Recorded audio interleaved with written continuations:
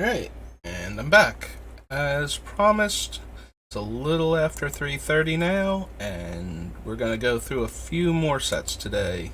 Make some more headway towards getting the Beamtown Bullies done. So we're halfway through July. I thought by now I'd at least be on the deck building portion of this, but I did not take into account all of the time that I would have spent searching for these things where I couldn't stream or where streaming would be really inconvenient. So that has made this take longer than expected, but that's okay. This is a new thing that I was trying out, so it's okay if it doesn't go exactly the way I had planned it originally. As long as we are getting there, and by getting there, I mean people have stopped by, they've talked to me about, building their commander decks, things that things that I could use for this deck, suggestions and whatnot. So I've had a couple people stop by. I've gotten a few views on my various videos for the deck construction. Most of my views have been in response to drafts that I've also done and posted. But, still new to the Magic scene as far as streaming is concerned, so it's going to take a while to build up any kind of actual, fan base, I guess, for lack of a better word. Build a community around this. So we're going to start with Original Mirrodin. We finished Mirage right before I had to leave earlier, so just jump right into this one. I can't run that because it's blue. Mana 2/1. Altar of Shadows, similar to Black Market, is a card I frequently consider as a reusable, if expensive, way to keep killing creatures. Especially since it gives you a mana sink for a lot of the mana it's giving you. So every time you kill a creature with this, it gets a counter. And then, beginning of your pre-combat main phase, you get black mana equal to the number of counters on it. And similar to the Black Market, that used to be a dangerous thing because you would build up mana, and if you couldn't spend it, you would start taking mana burn. But with that rule gone, Altar of Shadows is just a constant source of mana that allows you to smite creatures for the admittedly high cost of 7 mana, but still repeatable. So Arcslogger, one of the weirdest cards ever to become a major tournament card, as a 5 mana 4/5, lets you exile the top 10 cards of your deck to throw a shock around. And yet, that was good enough. I'm pretty sure a lot of Arcslogger's thing had to do with either how aggro the deck was. I had not been playing Tournament Magic at the time, but I do remember there was talk about Arcslogger and how it reads so terribly that less experienced players would look at it and go, this is so terrible. The top 10 cards of my deck, this thing, you literally cannot throw more than 10 damage off of this thing at a maximum, because removing the cards from the top of your deck is a cost. It's not like you can spend all of the mana in one turn and mow your opponent down and you just don't have any cards anymore. So the fact that this thing was actually seeing tournament play and was somewhat of a good card was one of those things where the card reads terribly, but it was doing what it needed to do. So, but I do remember there being some talk about it, mostly because of the idea that they did the feel bad for players that could not comprehend how this was a good card and why they were losing to it, was something that Wizards was kind of discussing at the time, I feel like. I think that was what the primary discussion on Arcslogger was. Like I said, I was not playing Magic almost at all during Mirrodin block. I started playing a little bit. I was still playing a little bit with what's its name, the Astral Slide deck when Mirrodin came into Standard, and then I started running into the earliest iterations of Affinity that were still using Broodstar as their primary win con, and I was like, this is going to be awful. And the tournament scene, my local tournament scene, my thing that I could go to week to week, play against, the local players and whatnot, that was kind of drying up. and I did not want to go through. I called it going through another Urza Saga because Urza Saga, despite being ostensibly an enchantment themed block, had a lot of powerful artifacts and artifact matters cards in it that distracted everybody, coupled with the fact that it was based around Urza, one of the greatest artificers in Magic's history.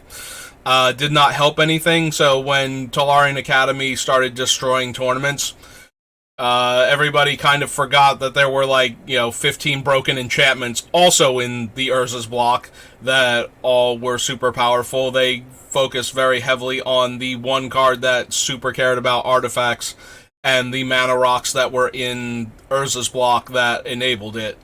Things like Grim Monolith and such. So when I saw this set, and it's very 100% artifact themed, and it had cards that were circumventing mana costs and allowing you to cast lots of big spells and do things way ahead of schedule, I said to myself, I'm not feeling another Urza Saga right now. If I'm not going, I'm not going to drive like an hour plus, sometimes 2.5 hours to get to larger tournaments to run into this thing all day, every day. So I quit actively playing Magic. I did not get out of it entirely. So I'm kind of talking from half-remembered, second-hand experience with how Arc Slogger worked in the tournament scene. But I do remember hearing things about it because of how terrible it looks, but how successful it was. I'm not sure when Arc Slogger was doing its thing, though. I guess it would have to be after the main pieces of Affinity got banned in order to slow the deck down to allow something like Arc Slogger. Or maybe there was just a fast enough aggro red deck that once it got to the 5 mana slot and dropped this thing, you had one turn to kill it, and then it threw the rest of their deck at you to finish you off. And that's how it kept pace with the much more powerful Affinity builds that were going around at the time. And then you're free to run all of the red artifact hate, because you're not as concerned with your own artifacts as the Affinity deck is. Obviously, it's very hard to be more concerned with your artifacts than an Affinity deck is concerned with theirs. Reprint A-Tug. Most equipments I'm not super interested in because we can't put them on the creatures we're giving away to get the cool effects, so. +1/+1 counter on target creature. Choose one, sack 3 lands to do both. Destroy target creature or return target creature from your graveyard to play. Okay. Beginning of each player's pre-combat main phase. If it's untapped, that player adds 1 to their mana pool for each artifact they control. Tap, add 1. 2 tap, tap target non-creature artifact. All creatures able to block target creature this turn do so. If we could just find one of these that was it is an instant. I was going to say that lets you draw a card and is still an instant. So that way we could, force the large attacker into combat and then force the defender to block with all of their stuff. But we still have not gotten anything like that yet. Old Bone Splitter. Yeah, this was the debut of equipment in Magic, was the original Mirrodin set. And I did one sealed deck for the release of this set, and I just remember seeing the equipment and going, all of these are amazing because they're auras that don't go away. And so I put the Bone Splitters and the Viridian Longbows into my deck and just started destroying people, because every time they traded for one of my creatures, the equipments all moved around, and then the next tiny creature was also giant, and that was more than enough for the first day where you could play with the set, for me to run over everybody that had showed up that day. Well, that was fun times. And then by the time I left Magic, and then by the time I came back, everybody knew how good equipment was. Because when I came back was So I started playing actively again right at the end of Kamigawa block. So, Umizawa's. I've heard it pronounced Jeet. I've heard it pronounced Jite. And I used to pronounce it Jeet. I think Jite is correct, but I've been calling it Jeet for so long that I just continue doing it. Very similar to the Noctals, or Nacatls as they're correctly pronounced. But yeah, his little Swordbreaker dagger that also broke formats. Bosch Iron Golem lets you sacrifice artifacts to deal damage based on their converted mana cost. Reprinted Bottle Gnomes. Counters artifact activated abilities. Gives you 3 mana when it dies. Chalice. Chimney Imp. Regarded as one of the worst creatures ever printed. A 5 mana, 1/2 flyer that dies to make an opponent's draw step awkward for a turn. Yep. Chromatic Sphere. Continuing the tradition of fixing, I believe, this card. Was Chromatic Sphere an invasion? Is it just a straight up reprint? No, so this was another version of the card. So we got Barb Sextant into the one that showed up in... Actually, real quick, if we expand this, does it show me... Oh, it is the one from Invasion. Okay, yeah, it doesn't show me the expansion symbols with how I have it on my screen when I do this. I can only see that I'm looking at the Mirrodin version. It does not show me the other options. So yeah, Chromatic Sphere reprint from the Invasion one, because there's this one, and then there's the Star. And the Star is slightly better, because you draw the card when it goes to the graveyard, not necessarily if you activate the ability. So the Star can be sacrificed for another effect instead and let you draw a card, and can still fix your mana in the decks that care about that. So... But we are not an Artifact Matters deck, so we are looking for terrible creatures we can give away. And by terrible, I mean they have to have good stats and have drawbacks that trigger when they come in or when they attack. And that's not going to be any of these. These are minor at best. Well, I heard a weird background noise there for a second. Taking a look around the room.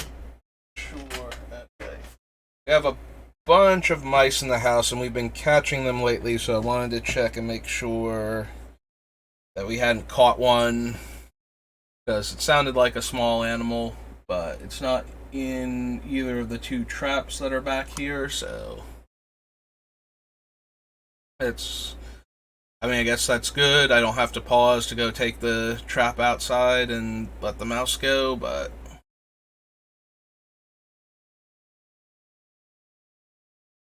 let's see. That has blue in the activation cost.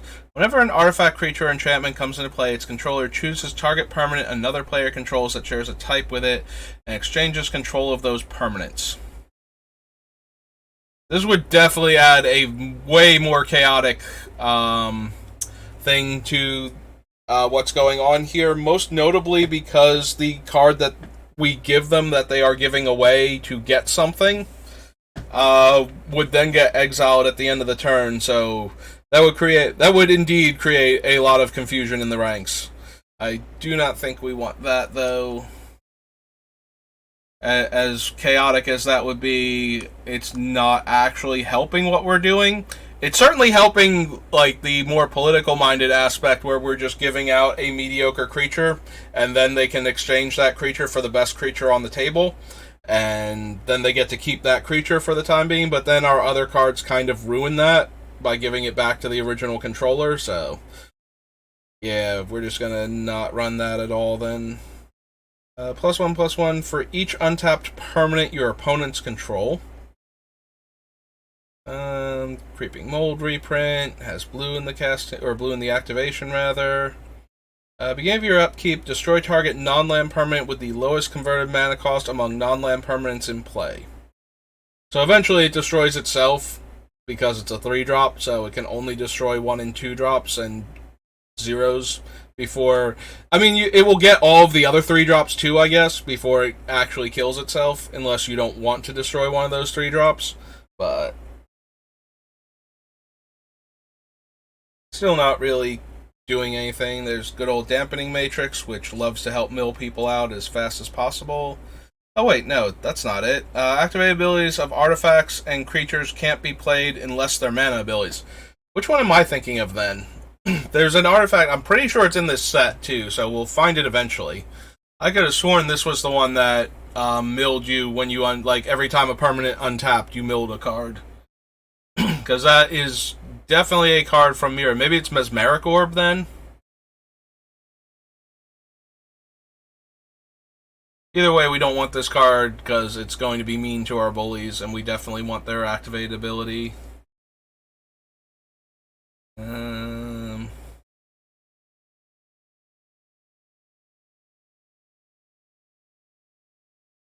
I mean, most notably, the Disciple does not care where, like, whose artifact went to the graveyard. It can still make the opponent lose 1 life. So, if we were more focused on giving out artifact creatures, I might be inclined to run this and then get the extra value from people doing things with treasures and whatnot. At the end of your turn, you lose 4 life. Whenever a creature is put into a graveyard from play, you gain 2 life. So it is a 4/4 pro-white, and it will make them lose a life at the end of the turn. If we make them attack with it,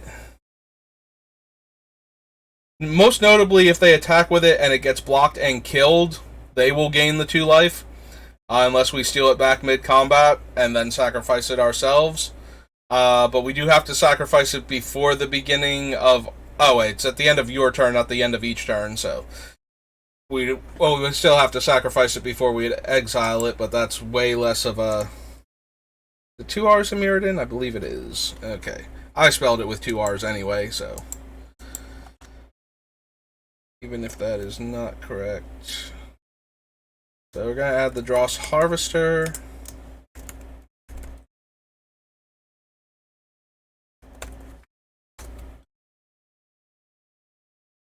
Okay. A Prowler is a 2/1 with Fear. Scorpion is a 3/1. It or another artifact creature is put into a graveyard from play. You may untap target artifact. Duplicate's very good for exiling creatures. This is one of my go-to creatures if I'm going to be able to recycle it somehow. You know, blinking it, rebuying it, bouncing it, anything like that, because it exiles the creature forever. The fact that it becomes the creature stats and creature type is almost never super relevant. Like, if you're exiling an Eldrazi Titan to actually stop the Eldrazi Titan, it's relevant that it's now, you know, like, the stats of Ulamog or Kozilek, but it's more relevant usually that you got rid of, especially Ulamog, who is indestructible, or the original Kozilek, who will just get shuffled back into the deck anyway. Then you have a giant creature that usually gets chump blocked or immediately killed, but you got rid of the giant doomsday threat. So Duplicate is one of those cards that makes my short list a lot of the times when I need a creature that can kill other creatures, since it goes into any deck, or an artifact that can kill any creature for the same reason. But we don't have any real artifacts matters cards, and we need to protect the bullies. We don't want to give this out and have... Every time I do this, we find a creature that has a good comes into play ability, but it messes with our stuff, and I know there are things that we can put in the deck that have a lot of trouble messing with our stuff, and those are the ones I am more inclined to put in, but Duplicate is a very effective removal spell when especially when our things... We can give this out when our things are not the problem, and nobody is going to bat an eye at exiling Ulamog, Kozilek, or Emrakul, or any similar giant, nearly impossible to kill otherwise creature that has made it onto the battlefield. We will pass over it for now. It is one of those cards that I'll have an easy time thinking of when I'm trying to remember if we want to add more effects like that later on, as opposed to a card where I need to add it to the list because I will forget it exists when trying to come up with things that we might want to add in. Becomes blocked, regenerated, and has fire breathing for 3 colorless. Sacrifice elf replica, destroy target enchantment.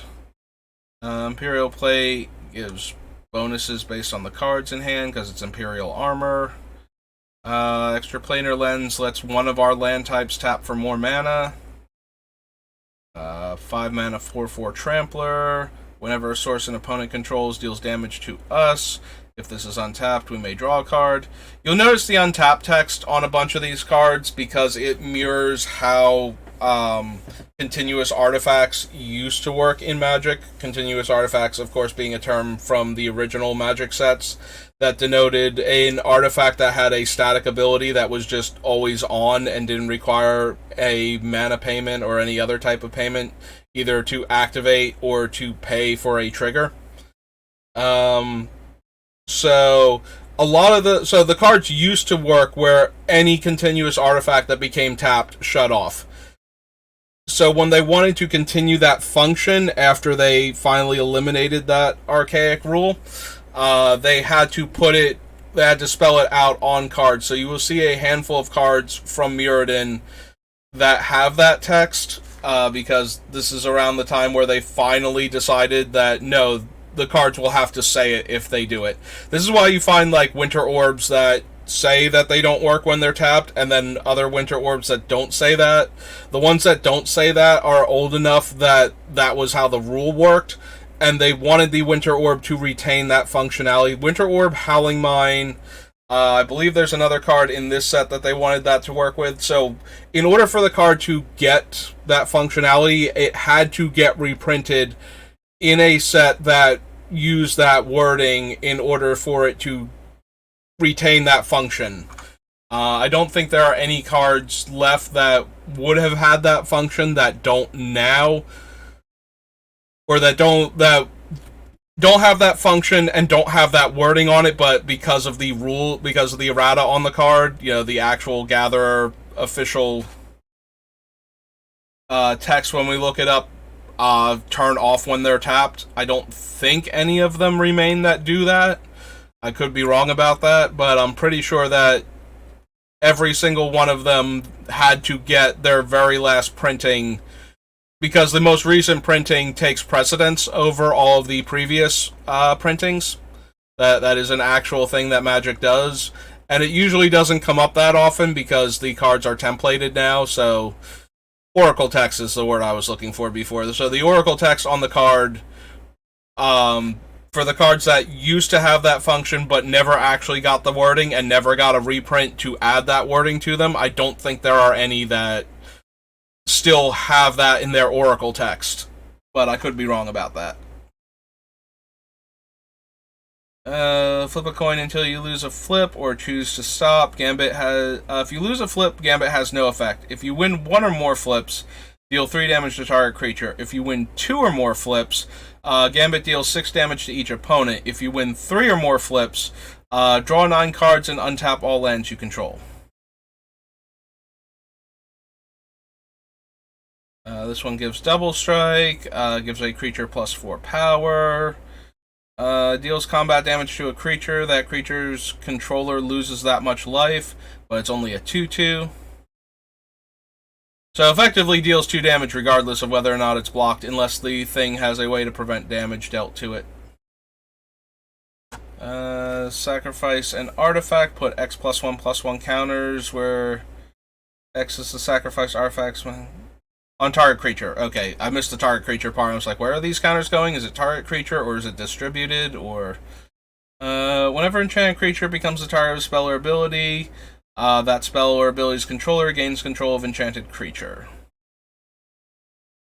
Frogmite, Galvanic Key. At the beginning of each player's upkeep, that player reveals the top card of their library. If it's an artifact, creature, or enchantment, put it into play. Terrible for us, as all of those effects are. since we can never consistently control what we're getting, and if we get any of the things we wanted to give away, we can easily lose the game on the spot. I will add Gilded Lotus. Gilded Lotus always makes my short list for mana rocks. Takes you from 5 mana to 8 mana, fixes your colors, and yeah, just the huge increase in mana from one card is usually good enough in Commander, as far as I'm concerned, to merit Gilded Lotus being a consideration in basically every deck I build. I don't think we care about Glisa or Charbelcher. Dirigibles of 4/4 that doesn't untap, and you can pay 4 to untap it. Goblin Replica. So you notice that the Elf Replica in the Artifact Matter sets just like naturalized. It did the enchantment half of naturalized for 2 mana. This one costs 4 mana, and I've mentioned this before. This is when damage used to still go on the stack. And so you would be able to block with your Goblin, on a 2/2, or attack into your opponent's 2/2, put damage on the stack, sacrifice the Goblin before damage resolved, and destroy an artifact, which we're on Mirrodin. So many things that are relevant to the board state are artifacts. So they had to make the sacrifice activation cost much higher to balance out the fact that this thing was going to be a 2-for-1 a lot of the time. 2 mana, 1/1 first strike haste. War Wagon doesn't untap, and you can pay 2 to untap it. I don't think we want any of the mirrors that tap for our colors of mana. Grab the Reins lets us steal a creature, and then sacrifice it. In control of target creature, and it gains haste, or sacrifice a creature, deals damage equal to that creature's power to target creature or player, and costs 3, 4, 5, 6, 7 mana to do both. If it were a little bit cheaper, I might be interested in this.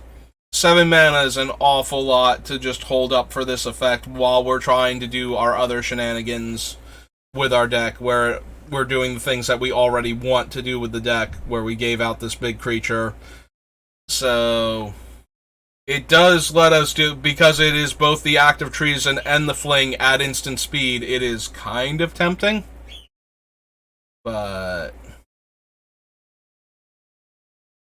so I do have the sound gate on, but wow, is Speckles very excited. Somebody has come home, and it is not going to be my brother since he's at work, and Speckles is going to be very disappointed because he is our little cockatiel, and he loves my brother with all of his tiny, feathery heart.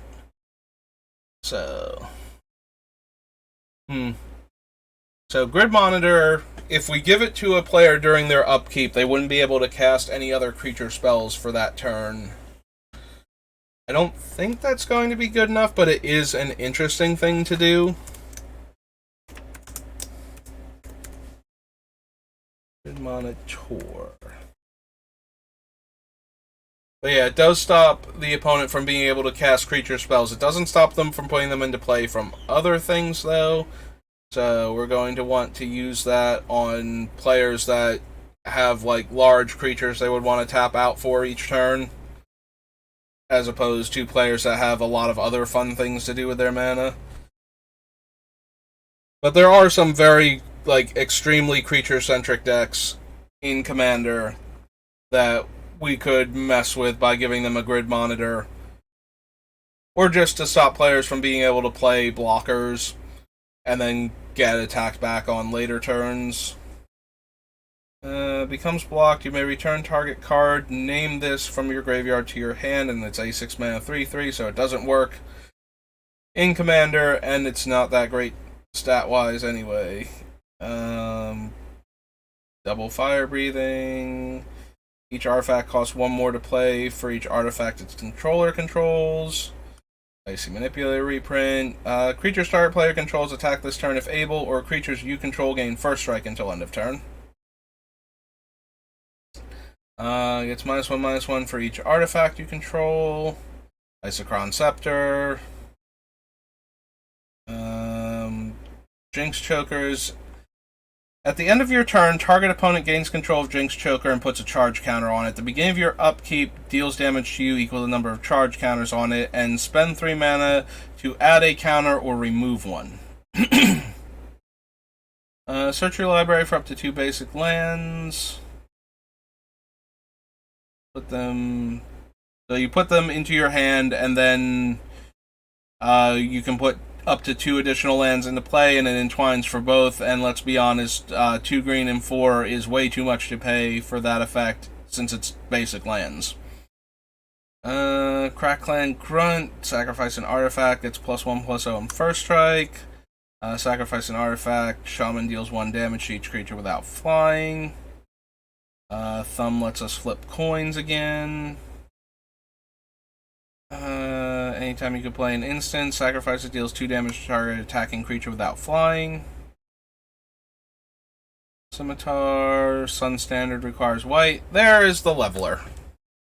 Alright, so now we can finally look at this silly thing. So, leveler is a 5 mana 10/10. And when it comes into play, you remove your library from the game. So, barring some shenanigans that players can do to try to get cards back into their now empty deck, Leveler one-shots a player. Especially if we can force them to draw a card at instant speed, so that way we can get them to lose the game because of the Leveler.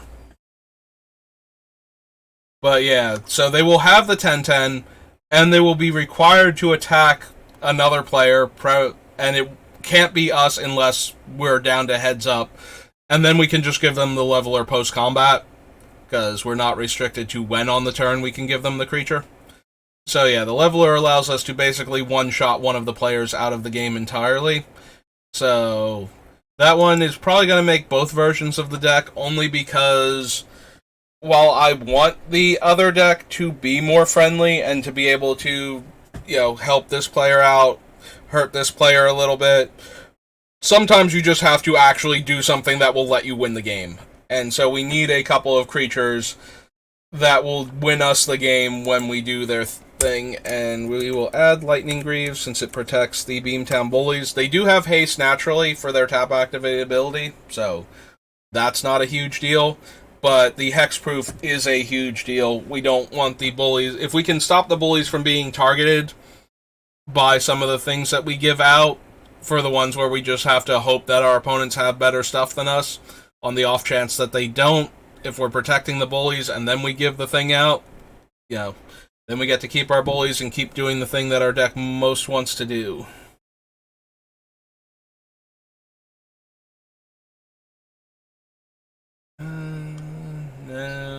No. Gains trample, no.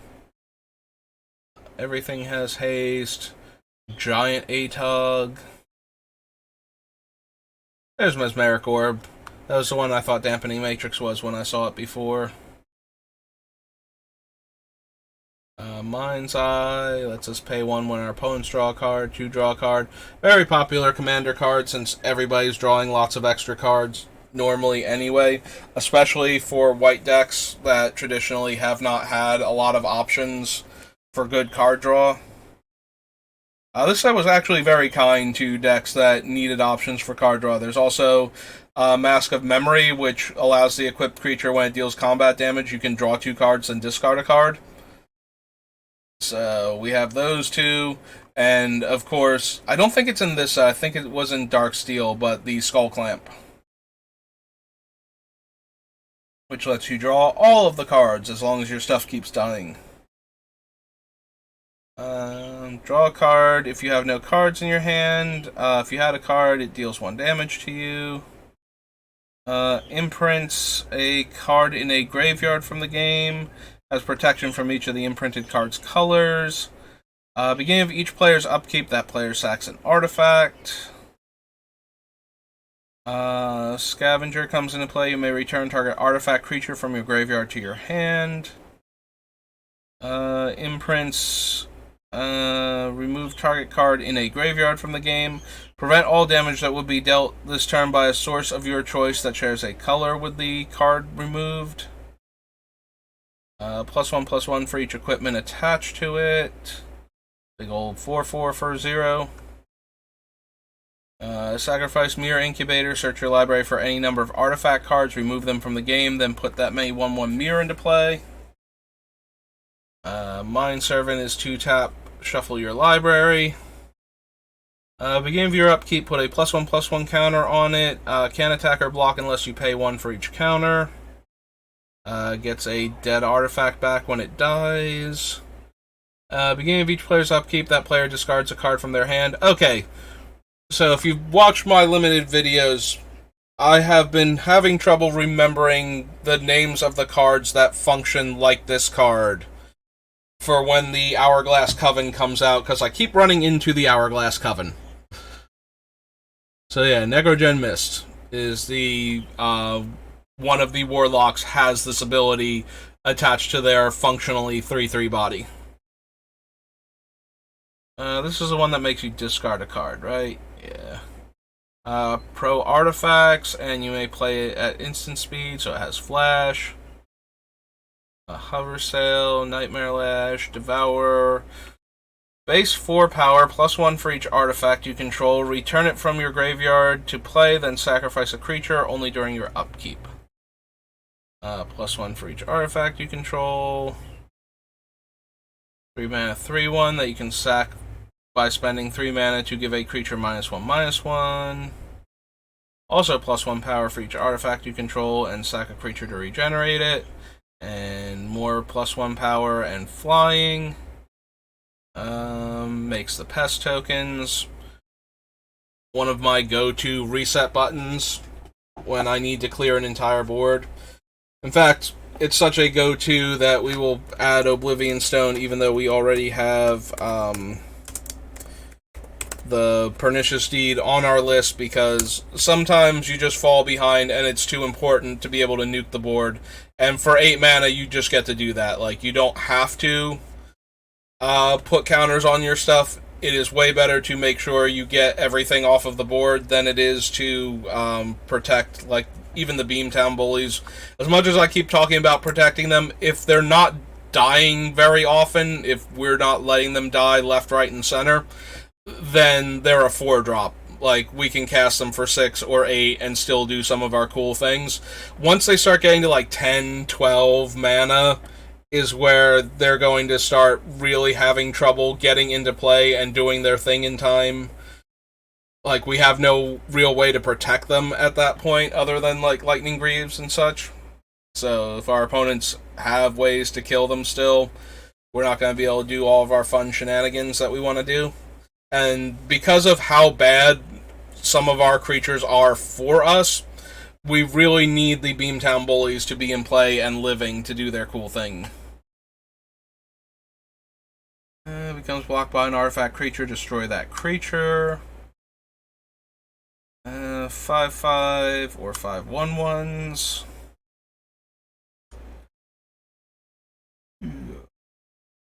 One, remove a counter from it, make a 1/1 flyer, and 1, sacrifice the creature that it makes to give it a 1/1 counter back. And starts with 5. Can't be the target of spells or abilities opponents control, and it is an 8/8 with no other abilities. Little Platinum Angel. Gives +3/+3 and trample. Draw 5 cards, lose 5 life, or put a demon into play with power and toughness equal to the number of cards in your hand, and it's triple black and 2, and we can entwine it for 4, so 6, 7, 8, 9 mana. Can't use Protean Staff. Whenever a spell or ability causes a player to shuffle their library, Probe deals 2 damage to them. Red Spell Bomb. Quicksilver Fountain is the thing that keeps turning things into islands. It's very reminiscent of Cyclopean Tomb. Reaver Demon you have to cast from the hand to do its thing, right? Comes into play if you played it from your hand, yeah. We would be very, very interested in this ability if it was not that. More so to give it to our opponents, so that way we get to keep the Bullies and any of our other black creatures, and they have to attack one of our opponents with a 6/6 after probably killing all of their good creatures. Unless they are also very heavily committed to black. Sacrifice an artifact other than Rust Elemental. If you can't, tap it and lose 4 life. That's not helping us. Deals combat damage to a player. You may destroy target artifact that player controls. I mean, it is a may. I would prefer it if you got to destroy, like, if there was an artifact your opponent controls, you had to destroy it. Those are the effects I'm most looking for with these type of triggers. But I think we only have, like, 1, maybe 2 creatures that have this type of ability on them, so... And we still haven't found the ones that I'm looking for that forcibly destroy artifacts or enchantments that the defending player controls. I want things that destroy stuff the defending player controls specifically. So that way when we give it away and force it to attack, it can't ever hurt us, even if they don't destroy the ones that we would most want to see go away. Comes into play, destroy target equipment. I don't think we want Sculpting Steel. We can't copy any of our Doomsday artifact creatures without getting the comes into play ability as the steel enters the battlefield. So that takes that out of contention. And we don't care enough about other artifacts. Ooh, excuse me. Shatter, Shrapnel Blast, Skeleton Shard, Slagworm Armor. These are all the sliths. So the sliths are based on the Whirling Dervish, the 2 green pro black 1/1.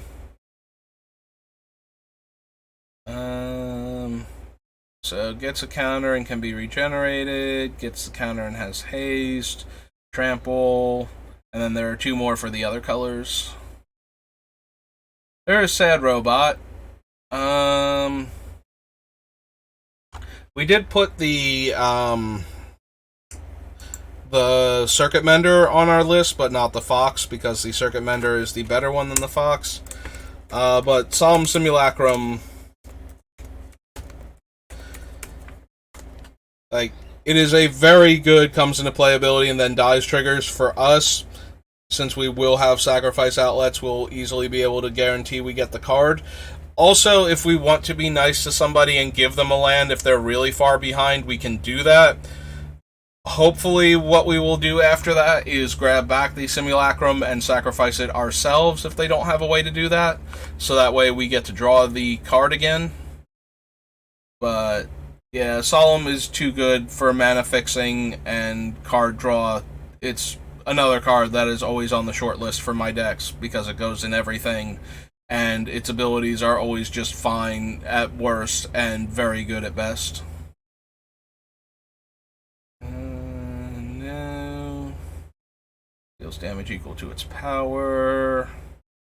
Name a card, reveal cards from your library until you reveal the named card, then put that card in your hand, remove all the other cards revealed in this way from the game, and lose 1 life for each card.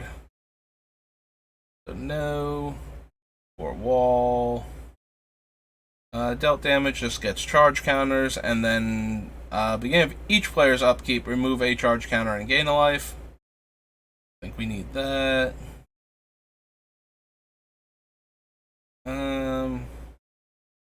Alright, so Sylvan Scrying can go get, most notably, our Homeward Path and a few of the other specialty lands that we are using. So we are going to add that to the list. There are a couple other cards in both green and artifacts that can tutor for this, or that can tutor for those lands that we will also be adding to the list, and then we'll figure out like which ones are actually going to make it into the deck. I do anticipate some combination of Sylvan Scrying, Crop Rotation, the Explorer's Map, and I think it's Reap and Sow was the other one that we put in from like Darksteel. I think those are all the ones that can get us our non-basic lands, so they would allow us to tutor for the Homeward Path for the basic combo shenanigans that we're trying to do. Gain a life. Whenever a player plays a creature spell, you get a green. 2/4 pro artifacts and reach. 2/1 pro artifacts. 2/3 regenerator. Tap, put target permanent you own on the bottom of your library. Bottom of our library is not the best place for our stuff to go, but this is a way to give them the creature and then get it back so it's not exiled. This will almost definitely get cut for the other cards that have similar effects, but because this is such a rare effect to begin with,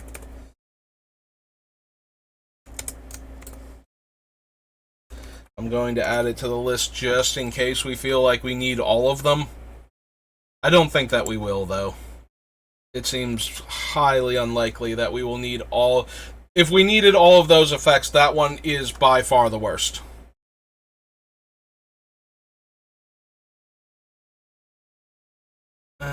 Imprint comes into play. You may have target player reveal their hand. If you do, choose a non-land card and remove it from the game. Whenever a player plays a spell that shares a color or converted mana cost with the imprinted card, Thought Prison deals 2 damage to that player. Beginning of each player's upkeep, each player... Oh, this is the one that, like, time walks weirdly. The player who removed the card with the highest mana cost takes an extra turn after this one. If two or more players' cards are tied for the highest mana cost, the tied players repeat this process until the tie is broken. That is the white one. There is Tooth and Nail. Tooth and Nail is one of those cards I keep getting surprised hasn't gotten banned from Commander. Being able to tutor up 2 creatures and put them directly into play without spending any more mana.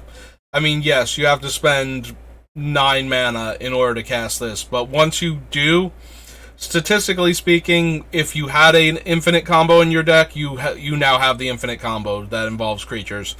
It's very easy to go get things like Kiki Jiki and one of the things that goes infinite with him. So I'm always kind of surprised that Tooth and Nail as a double tutor and then subvert the casting cost. I mean, you already spent 9 mana, so the fact that you don't have to spend the mana on the creatures now that you've got them and they are both in play and you can just do your infinite combo for spending 9 mana, and the only card you had to draw was this plus the mana sources. I'm always kind of surprised this one has survived as long as it has. Because it's very rare that I see Tooth and Nail cast where the player does not go for 2 cards that will win the game in the circumstances they are in, and it's usually 2 combo pieces. Not always, though. Sometimes it's just 2 really large creatures that will get through for damage and will actually win the game.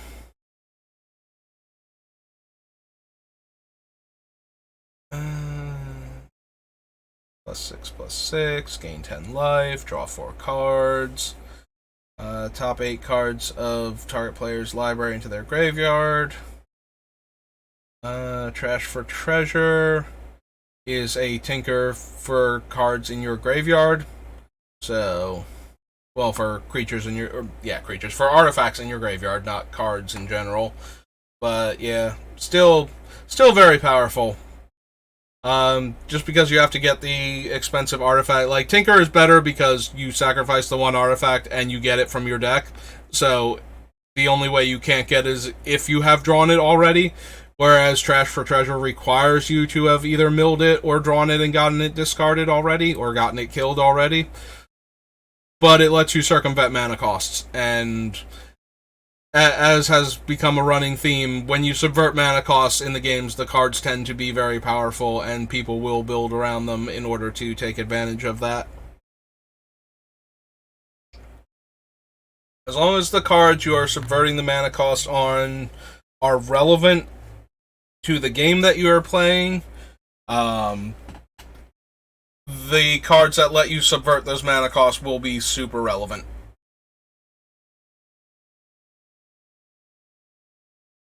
It is possible, to get like a free spell where the spell itself is terrible, and even then sometimes if you got something else out of the card that got you that spell, It almost doesn't matter how terrible it is if it got you it for free, and you have ways to use the fact that you got a free spell at that point.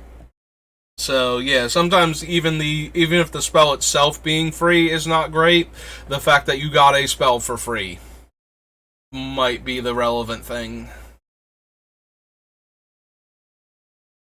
Comes into play, gets whenever an artifact comes into play, it gets +4/+4. Taps to add green mana based on its power. There's the longbow. Turns your creature into the old prodigal sorcerer with the ability to tap, deal a point of damage. But also very potent because for every 3 mana you spend and every additional creature you have that is not summoning sick, you can do another damage at sorcery speed on the same turn. And the ability to kill like a 4 toughness creature by tapping all of your creatures and 12 mana, that's a lot of mana and a lot of creatures, but if you killed your opponent's only relevant creature on the board, still pretty dumb and limited. Comes in play, destroy target artifact. Gives out trample. +3/+3. Steals all equipment in play. She's kind of interesting in that you can give her, if you play against decks that run a lot of equipments, you can give her to one of the decks that either doesn't have the equipment or just to take the equipment off of the thing they preferred to have it on. But if you're not giving it to if the player whose turn it is the one that cares about equipment, and you give this, you don't, like, giving this one to that player is less effective because they can usually just re-equip.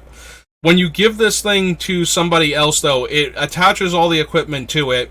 It gets to attack one of the players, and then when it leaves play, all of that equipment will fall off of it, and the players who had those equipments now need to pay to reattach them to her, or to reattach to the creatures they were on before she sold them, rather. So this is definitely a card to consider if you play against the heavy equipment decks a lot. Is a fun one to give to the other players. And to cast yourself the one time. Regenerate each creature you control, or deal 1 damage to each creature and player. It's a wall. War Elemental comes in play. Sacrifice it unless an opponent was dealt damage this turn. Whenever damage is dealt to an opponent, put that many +1/+1 counters on the Elemental. So yeah, that one's not impressive at all in our deck. Fear deals combat damage to a player. Return target creature card from your graveyard to your hand. World Slayer, Wrench Mine. 2/2 comes into play. Distribute 3 +1/+1 counters among any number of target creatures you control. And Yoshin Soldier. Okay, so that was all of original Mirrodin. So next up should be Mirrodin Besieged, I believe. Oops.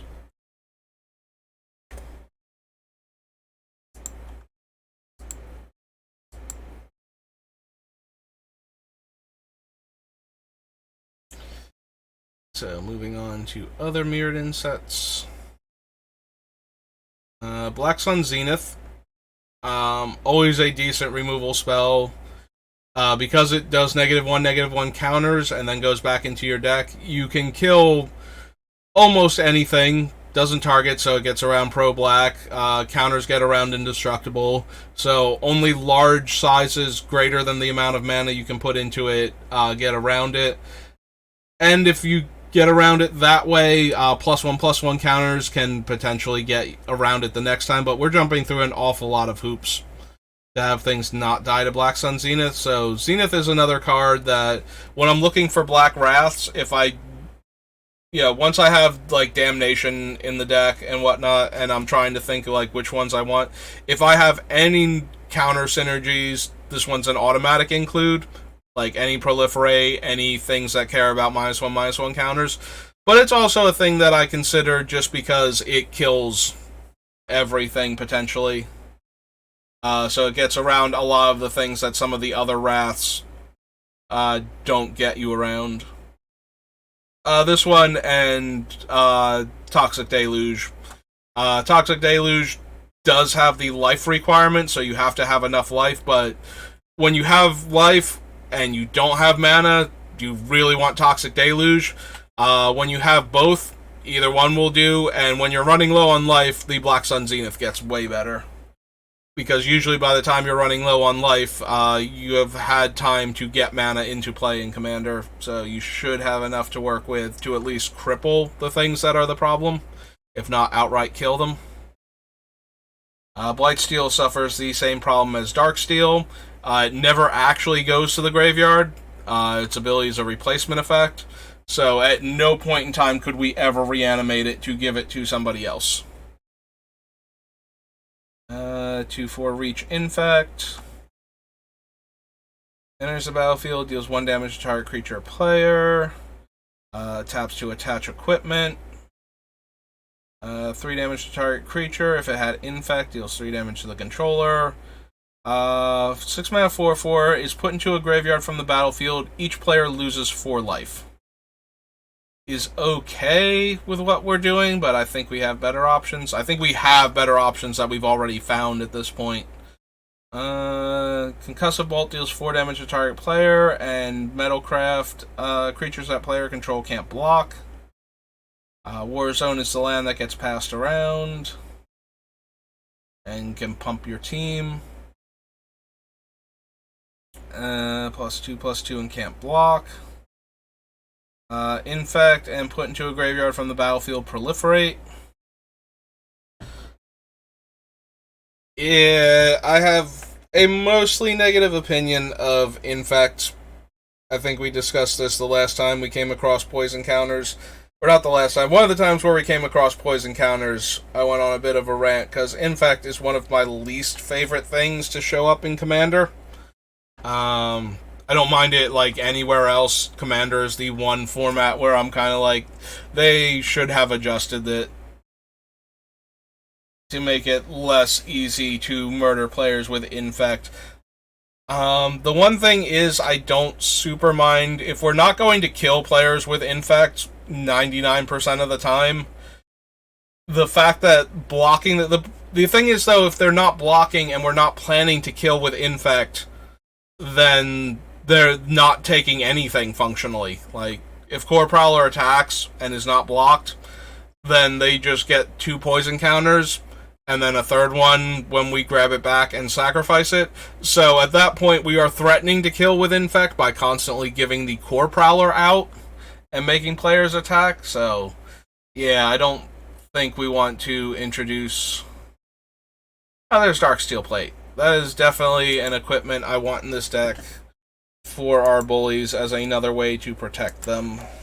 So, for some reason I thought Darksteel Plate, I know it's a Mirrodin reference, I thought it was in one of the core sets, you know, because they can reference any and all of the other planes. Put into a graveyard from the battlefield, you may gain 5 life. 1/1 Infect Lifelink. Flying Infect. Beginning of your upkeep, you may look at the top card of your library. If it's an instant or sorcery, you may cast it without paying its mana cost. That's not really doing anything for us. And we would have to give it to a player who we were okay with them getting that kind of advantage from. Oh wait, we can. It's at the beginning of your upkeep. I was thinking we could give it to them before, but they have to do it during the upkeep, so it will already have triggered or missed the trigger by the time it gets into play for us to try and give it out. So, never mind. Gains Trample. Go for the Throat. Very efficient creature removal spell. I don't think we need Green Sun Zenith for how this deck works. That is another one of the cards that is terrible for our opponents to try and use against us.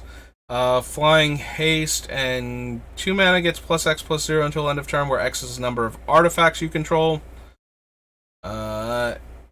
Haste, Battle Cry, and is difficult to block. Good old 5/7.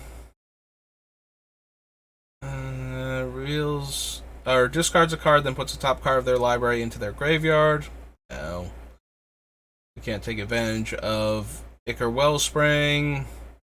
Inkmoth Nexus is more Infect. Alright, so here's into the core. I've mentioned this before when discussing other artifact-based removal. Into the creature, yeah. Into the core. This is the one I like the most. It is instant speed, it gets you a 2-for-1, and then most importantly of all, exiles the artifacts, because there are a handful of artifact-themed decks that try to set up the Darksteel Forge as a way to protect all of the rest of their artifacts. So, Into the Core eliminates the Darksteel Forge entirely. So it gets around the indestructibility of their artifacts, and it can break up their combo that they're trying to assemble. It's a 2-for-1. It's basically doing everything that I want. Into the Core is most likely to be my artifact destruction card in any red deck I build. And then if I need more artifact destruction, the other ones will go in afterwards. I do strongly recommend Into the Core as your artifact removal spell of choice. Especially if you're going to be playing against a wide variety of players. Like, if nobody in your play group ever breaks out things like Darksteel Forge or Darksteel Plate or any of the other, like, powerful indestructible artifacts, then you can run things like Vandal Blast instead, or Shattering Pulse as your go-to artifact removal spell, because then those two are actually better. If you don't care about exiling them, if there's not a lot of recursion going on for the artifacts, then yes, you can just destroy them with any of the more ubiquitous destroy lots of artifacts cards that won't destroy yours in the process. But for my gameplay, Into the Core is my go-to, because I have definitely played against decks that tutor out Darksteel Forge early and then try to use that. One of the most common things I've seen with the Darksteel Forge is Navinral's Disc, which, because it does not sacrifice itself, it tries to destroy itself along with everything else, means that all of your artifacts being indestructible and having Nev's Disc out means you get to activate Nev's Disc every single turn. Not every single turn, but, once per turn cycle, which makes it nearly impossible for the other players to actively participate in that game until they get rid of your indestructible artifacts. So, Into the Core at that point. I haven't played against it recently, but it was definitely a thing that I ran into fairly often. If you play against anybody that has an Arkham deck, I would be amazed if they did. Like, if they're playing an Arkham deck and they decided to not run Darksteel Forge because that was crossing the line, I question why they bothered building, like, Arkham specifically, because when I see an Arkham deck, I just assume that it is going to be absurdly powerful. Arkham is one of those commanders that it's very hard to build a bad version of him. He just tends to win games if your deck, the only way you can build a bad Arkham deck is to have him as the commander and then not use artifacts. I think that's, like, the only reasonable way. Like, not use artifacts and artifact creatures to, let him power out your super strong high casting cost artifacts very easily. So, Flame Fiend is the one where we can sacrifice an artifact to deal 4 damage divided as we choose. This is a 4/4 with Battle Cry and attacks each turn if able. Let's just look at 5 cards and reveal any number of creatures to get into our hand. 6 mana 4/4. Whenever another artifact is put into a graveyard from the battlefield, deals 2 damage to that artifact's controller. There's our Massacre Worm. So Massacre Worm is going on the list as something we can cast that, controls the board a little bit, gets rid of these smaller creatures, and then also something that we can give away when the small creatures are going to be a problem for us, because it doesn't matter who we give it to. Actually, it does. He's opponent's creatures, right? Yeah. So we do have to give Massacre Worm to a player other than the one with the little creatures that we care about. But yeah, it will eat all of their creatures, even if it's gone to the graveyard. Keepers can't have counters. Metallic Mastery steals artifacts. Gives +2/+2 or +4/+4. Mirrorworks is one of my absolute favorite limited cards of all time. The places I was playing at, for some reason, people did not respect Mirrorworks anywhere near as much as they should have, and I kept getting past it in drafts, and I was as happy as could be. Once Mirrorworks resolves, if you cast an artifact with 2 mana up, you get to copy it, and it is really hard when every single artifact you draw is now 2 spells for the rest of the game for the opponent to win. Like, that's just absolutely wonderful. Return up to 2 target creature cards from your graveyard to your hand. No. Mortipod, we have to be able to equip it, which we can't do on our opponent's turn. Put in the graveyard. Get a 1/1 colorless mirror token. Tap, make a mirror. Tap 5 untap mirrors you control. Search your library for a mirror. Welder imprints by tapping to exile an artifact from the graveyard, and he gains the activated abilities of that artifact. Whenever a source deals damage to Nested Ghoul, put a 2/2 black zombie creature token onto the battlefield. Ogre Resistor is a 4/3. Peace Strider gains 3 life, and then its friend Pierce Strider, down lower, makes a player lose 3 life. I don't think either of them are good enough to bother running. Like, giving out 3 life is a perfectly reasonable thing to do. I think we have enough creatures that are on that level, though, that are doing it slightly better than a 4 mana 3/3. This, by the way, is all you need if you have a functional Mirrorworks out. Like, you play your 6 land and you cast this and you have 2 3/3s and gain 6 life. Stabilizes a board against almost anything that isn't evasive infect. Because even if it's not evasive, it's pretty easy to block it and kill it then with your 2 3/3s. And it doesn't really matter, because even if you have to use both of them, one of them was free, you still only traded 1 card for 1 card. Has Infect. No, we don't want that. This one has Infect and Pro 2 colors. Has Infect and nothing else. Infect, and if damage would be dealt to Phyrexian Hydra, prevent that damage. Put a -1/-1 counter on the Hydra for each damage prevented this way. Juggernaut has Infect and must attack each turn if able. This is still one of my favorite bits from early loading ready run Magic the Gathering humor, where they're sitting there, it's like, why are you attacking me with Juggernaut? And it was like Graham and somebody else, and Graham's like, why are you attacking me with Juggernaut? And the other player, I don't think it was Paul, but it was one of the early loading ready run crew, is just like, I don't want to attack. Juggernaut has to attack. He comes from a broken home and knows no other way. And Graham is just like, I'm sorry, Juggernaut, I understand. I let him through. I'm not going to make things worse for Juggernaut. And the other player is like, oh, cool, take 5 infect damage, you're dead from poison. I'm sorry, Juggernaut. That one always got to me. That one and the, like, the old-timey, educational films, where the one player is agonizing over his lack of Tarmogoyfs, and the other player comes in to help him build a deck to stop mean old Mr. Tarmogoyf from getting to him, and winds up building a good Tarmogoyf shell, and then tells him to run the Tarmogoyfs in it, and then tells him to remove all the cards that mess with Tarmogoyf because you have Tarmogoyfs in there, and that's just anti-synergistic. I love that bit, too. Loading ready run Magic humor, like, it's a niche thing, but I think they do it very well, and I genuinely enjoy them and have for a while.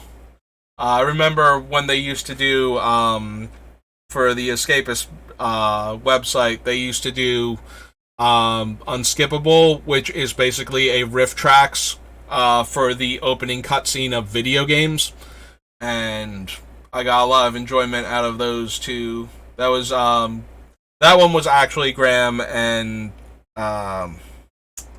Paul that used to do those together.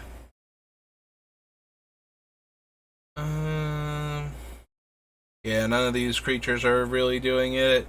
That is target opponent, so probably do better than that. Enters the battlefield, attached to target creature. Equipped creature gets +3/+1, and re-equipping it, sacrifice it as an artifact. Destroy target creature with flying. Its controller gets a poison counter. No. Plague Mirror is a 1/1 with infect. Plague Maw Beast can sack to proliferate. Predator's Grasp is one of those cards that you play in the late game with a full graveyard and you get a ton of value, except we want a lot of our cards in the graveyard, so we're not getting anywhere near good enough value out of our Predator's Council. So that is an 8/8 with no abilities. Attacking creatures get +1/+0 and gain first strike until end of turn. That one's kind of mean if we are making creatures attack. We're only making the one attack still.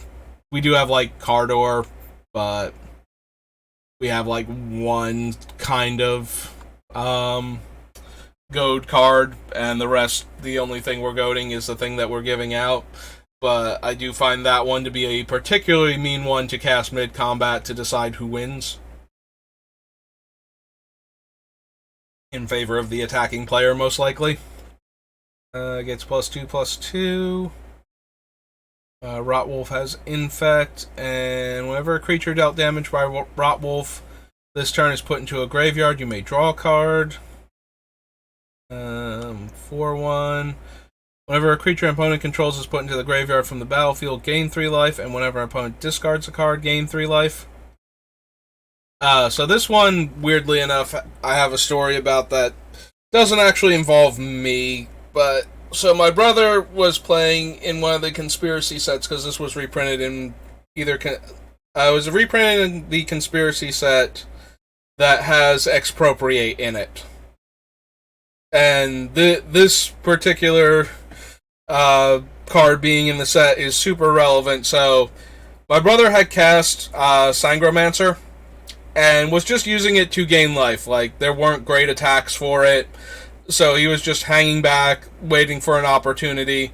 And one of the players at the table, who had not done much of anything and was not particularly interacting with any of the stuff that was going on, drew a removal spell and decided at that moment to make an enemy at the table and targeted my brother's Sangromancer rather than any of the things that had, like, chipped in for damage or the best thing of any of the players that had been attacking him or anything along those lines. And my brother's like, really? Out of everything on the board and everything that has done something to you and the players that have attacked you or, you know, killed your stuff, and I've done nothing to you, and you pick now all of a sudden to kill my one creature that's just gaining me life. And the other player's like, yeah. He's like, okay, cool. Untaps, plays like his 10th land or whatever it is, and casts Expropriate. So the one guy decides to let him steal one of the permanents that he controls rather than giving him an extra turn. A bunch of the other players give my brother an extra turn, and he chooses to give himself an extra turn, and then proceeds to dedicate all 4 of his extra turns to killing this one player. And that might be one of my favorite stories, because he legitimately was not going to do anything. He was way more concerned about what everybody else at the table was doing and was very focused on them. And this player made a terrible tactical decision of making him an enemy for literally arbitrary reasons. Like, he could kill it.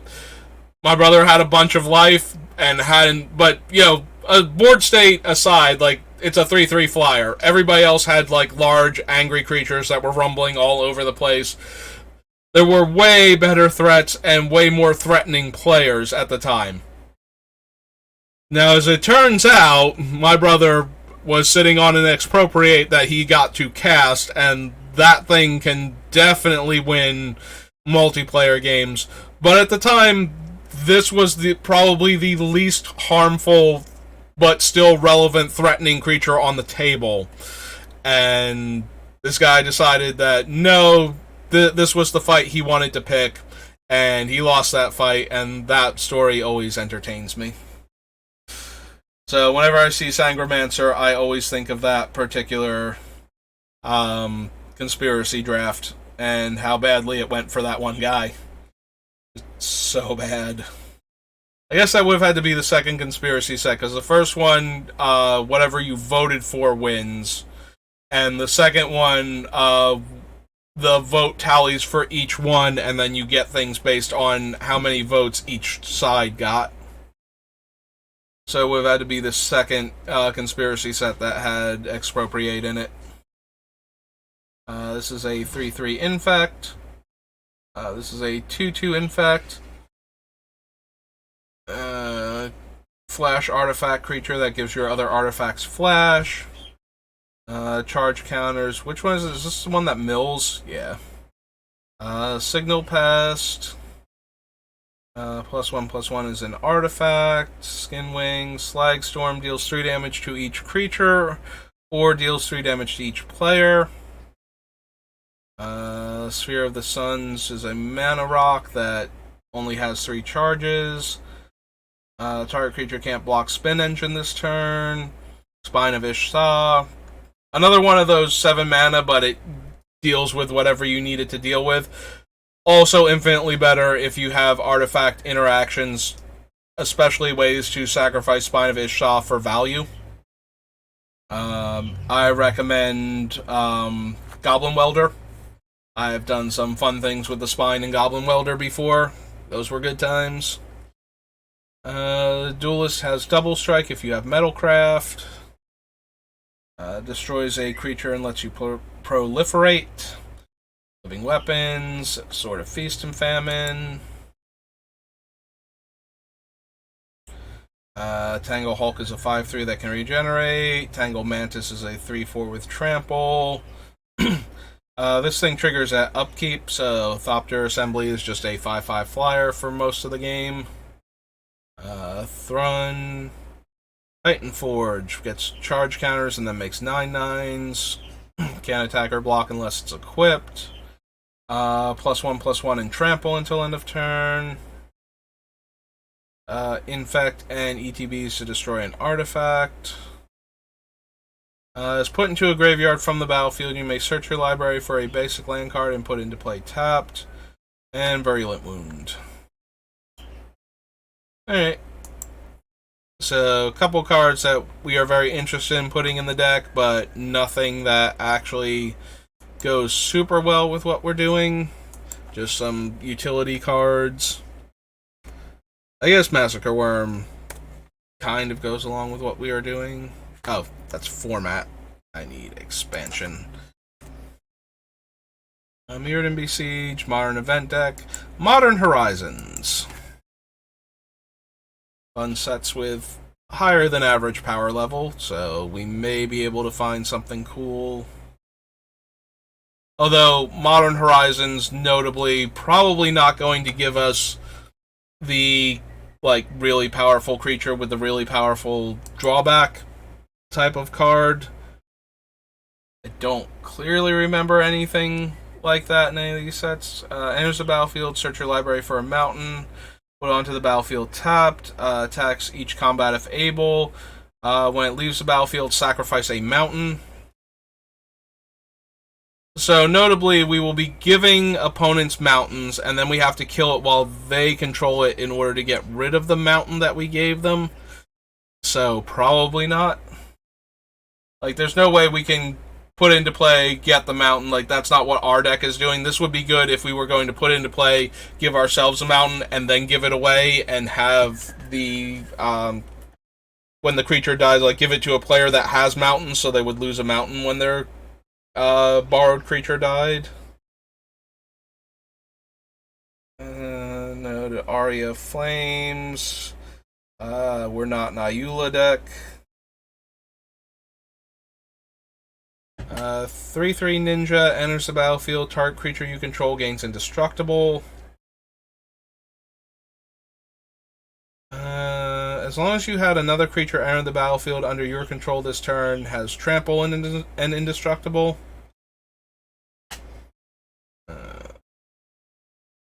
Sacrifice another creature until end of turn. Dragonheart becomes a dragon and has base power and toughness 4/4 flying and haste. Menace. At the beginning of your pre-combat main phase, you may sacrifice a creature. When you do, choose a non-land card name. Then target player reveals their hand and discards all cards with that name. Probably not. Sacrifice a creature. Oh, right, this is Carrion Feeder with different artwork. I didn't read the name, I'm just like, can't block and sacrifice. Oh, right, it's Carrion Feeder. The unblockable changeling that can't block. Give slivers +2 power. Activate abilities of artifacts can't be activated. No. Trample and gains power and toughness based on snowlands. Cordial Vampire or another creature dies, put a +1/+1 counter on each vampire you control. Crashing Horns makes Rhino tokens. Crypt Rats reprint. Dead of Winter. Vanishing 3 and gives 4 squirrels. And buffs them. Probably not. -1/-1 for each swamp you control. Edict effect. Sliver. Elvish Fury reprint. Endling gains Menace, Endling gains Death Touch, gains Undying, and the traditional plus and minus toughness abilities. Anurid enters the battlefield. You may sacrifice a land to draw a card. Threshold. Excavating Anurid gains +1/+1 in Vigilance. Doesn't untap during your untap step. To untap it, put a +1/+1 counter on it. Convoke and Devour. Deals 2 damage to any target. Oh, right, it's Flame Bolt, or Fire Bolt, rather. Enters the battlefield, you draw a card, and you lose 1 life. Alright, so this one is kind of interesting because it's only giving out the 1 card when we do it, but it's also a much larger threat to give other players to have them attack.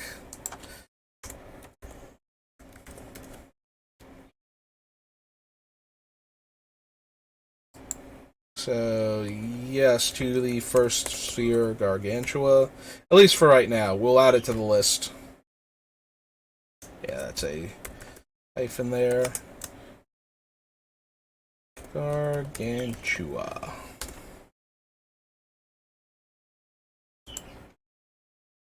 Yeah, the Phyrexian Rager is better for us to cast for ourselves early on to get a card draw. But the Gargantua is better to give away as a large threat and, let the person draw a card and lose a life. If it's not your turn, exile a black card. Destroy all creatures that entered the battlefield this turn. And the green one is destroy up to 2 target art. It is destroy. I got it into my head somewhere that this thing exiled for some reason. Like, exiled the artifacts and or enchantments that you were destroying, not, obviously it still needs the green card. Maybe that's what it was. Maybe I accidentally moved the exile from up there to down here. Because I was looking at it too quickly.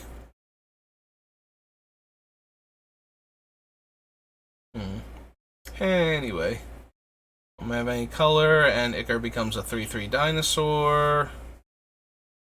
Bastion can turn itself into a 2/3 construct. Deals combat damage to a creature. Freezes that creature. Frostwalla is a Rootwalla that uses ice mana. Genesis reprint. Gambit. Destroy target land. Its controller may search their library for a basic land card and put it onto the battlefield. And then shuffle. This one was fun to use for the... I think there were a couple cards that cared about land coming into play, but more so as a way to fix your mana or to tutor for the snow-covered lands in your deck, since you could only play the snow lands that you drafted. Top 6 cards of your library. You may put any number of snow permanent cards from among them into your hand and the rest into your graveyard. Menace and Evolve. Gain control of target creature until end of turn. Untap it, it gains haste. If that creature is a goat, it gets +3/+0. Haste and Exalted. Engineer enters the battlefield. Search your library for an artifact and put it into your graveyard. Sacrifice an artifact. Return target artifact card with converted mana cost 3 or less from your graveyard to the battlefield. Goblin Matron reprint. Goblin Oriflame. Funny because when Orcish Oriflame fell out of favor because it was too expensive, they had the fun idea of printing Goblin Oriflame with the casting cost it accidentally had in Alpha. Choose one, make 3 goblins. Creatures you control get +1/+1 in haste and entwine. Grave Shifter, Hall of Heliod. Headless Spectre. Flying Hellbent deals combat damage to a player. If you have no cards in your hand, that player discards a card at random, so no. Hex Drinker, no. Ogak, no. Sliver, no. Icehide Golem can be cast with snow mana. Igneous Elemental costs 2 less to cast if there's a land in your graveyard. That's what the thing was. So this is a 6-drop, but you could get them down to 4 by putting the land in your graveyard, and then you could also fix your colors, and you could get your snow lands. So the Mage's Gambit had a bunch of utility in this set. Enters the battlefield, you may have it deal 2 damage to target creature. Lava Dart, Lesser Manticore. Discard is the additional cost. Trample Haste deals combat damage to a player. That player discards 2 cards, and beginning of your end step, sacrifice it. You know what? We can add it to the list. It's a very mean-spirited creature to both give out and have hit you, so the Lightning Skelemental. Lalamore Tribe is 3 Lalamore Elves stapled together. Delve and deals 5 damage. Target player discards 2 cards and has Overload. Mob is convoked to destroy a creature. We can't run that because it has all 5 colors. Exile Mother Bear from the graveyard. Make 2/2/2 bear tokens. There is the bad Mox. Probably one of the worst Moxes ever printed. The 3 turns to wait for this thing really hurts a lot. At least with the Lotus, you got the surge of mana that provided. This one being a single mana of any color, just super underwhelming. Munitions Expert enters the battlefield. You may have it deal damage to target creature or player equal to the number of goblins you control.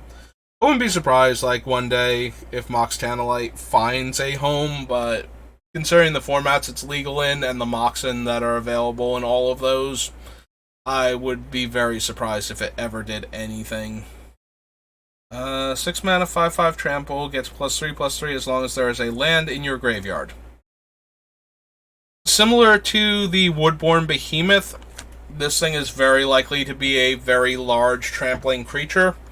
We are running fetch lands, so it will be an 8/8 for us, but I usually play against people that run some combination of the cheaper fetch lands, things like the panoramas, the common ones. I'm blanking on the Evolving Wilds and the other one that is also Evolving Wilds with a different name. So often enough, we should be able to give this thing to a player and have them have a land in their graveyard.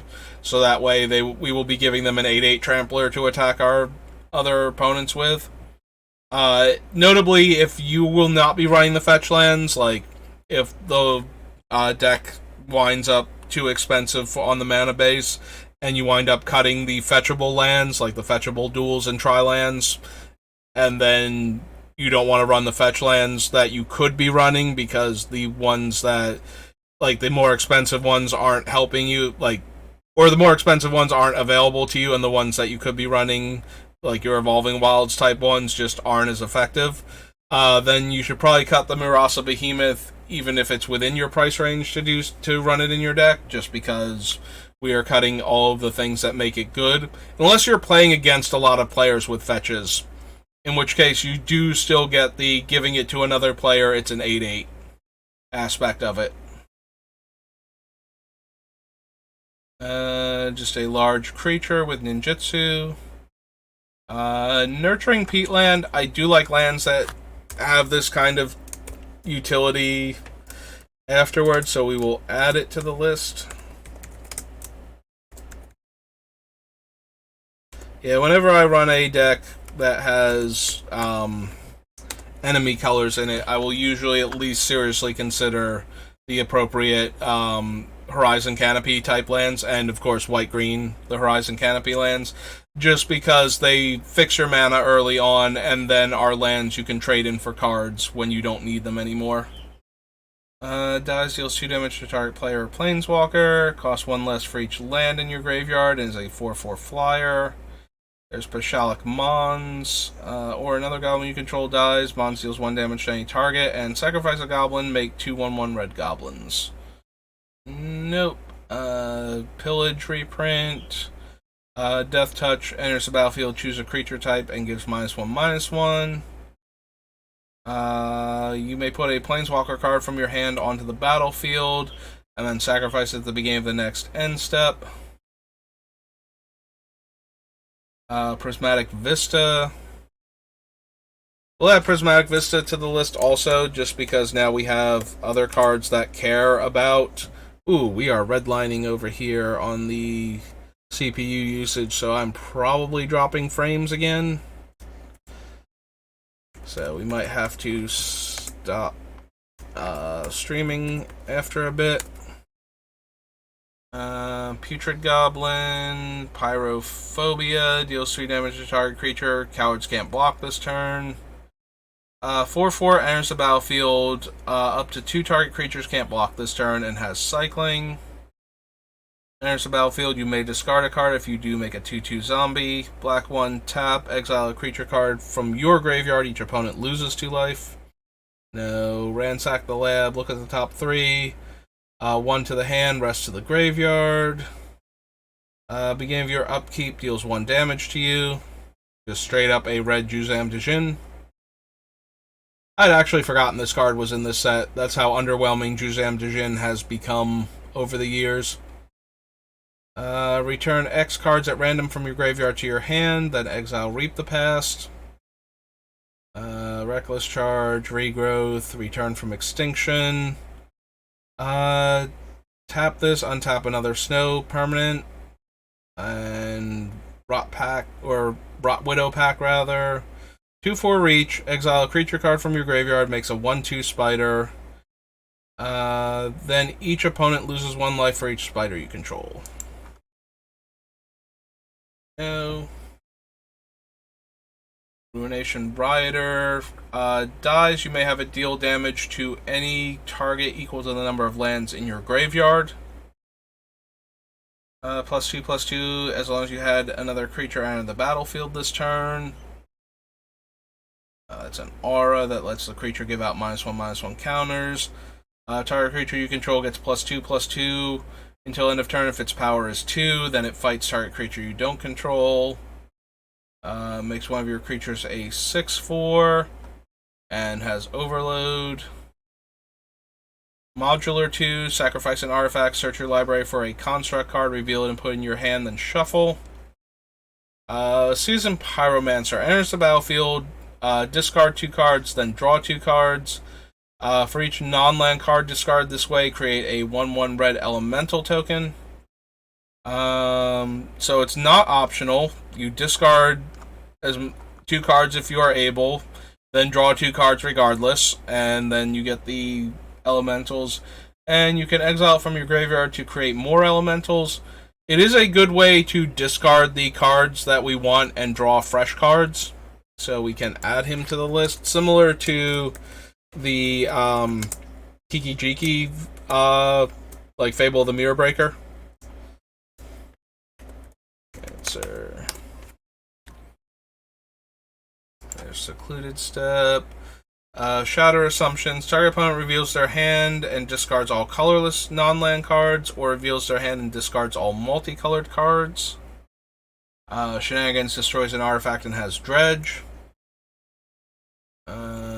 flying exploit. Whenever another creature you control dies, put a +1/+1 counter on this. It gains haste until end of turn if it exploited that creature. Give some goblins and let them sacrifice goblins to have a player lose 1 life and they gain 1 life. Smiting Helix we can't run because it flashes back as a Lightning Helix. Or Lightning Helix mana. As long as you've drawn 2 or more cards this turn, has double strike. Spore Frog, Springbloom Druid, Squirrel's Nest, Sunbaked Canyon, Sword of Sinew and Steel, Truth and Justice, the Talismans. Each land in your hand has cycling red, and this card has cycling. Slivers you control have dealt combat damage, put counters on it. Yeah. Tornado, destroy target creature with flying or cycle it. Throat Seeker, unblocked attacking ninjas you control have lifelink. Throes of Chaos lets us Cascade, which we don't want to do because our stuff is weird like that. +0/+2 assigns combat damage based on toughness and has totem armor. 2/1 dash, whenever Treetop Ambusher attacks, target creature you control gets +1/+1 until end of turn. Makes an elephant and has rebound. Enters the battlefield, you get another 1/2 reach creature. Gives you the 3 modes on his fancy knife. Enchant permanent spell, the mana cost contains X, double the value of X. Yep. So not what we're doing. Undead Augur or another zombie you control dies, you draw a card and you lose 1 life. Unearth reprint. All creature types. Versus Rage reprint. Haste, tap Vengeful Devil, deals 1 damage to any target. Activate this ability only if a creature died this turn. Changeling with Death Touch. 4/1 Trample Haste, beginning of the end step, return it to its owner's hand. And it has cycling. Yeah, if the Beamtown Bullies were not going to exile this card, this would be great. Like, we give it to them, and then they would attack with it, and then, unfortunately, we exile it. If we weren't exiling it, it would go back to our hand, where we could then cycle it again, and then put it back into play under the opponent's control again, and do all kinds of fun stuff, but Beamtown Bullies just had to be all down about it and not let us do the cool thing.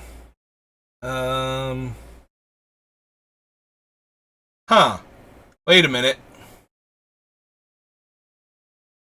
If we stole it back, so it's the beginning of the end step, not your end step. If we stole it back, it would go back to, like, we would control both triggers then, and we could stack them, and we could get it back to our hand before we get exiled, and then we would be able to discard it again. No, okay, I'm actually kind of interested in this one now. For some reason, I thought it was at the beginning of your end step, return it to your hand, but it's at the beginning of the end step, so every end step, we would get it back to our hand. So, Viashino, Sand Sprinter.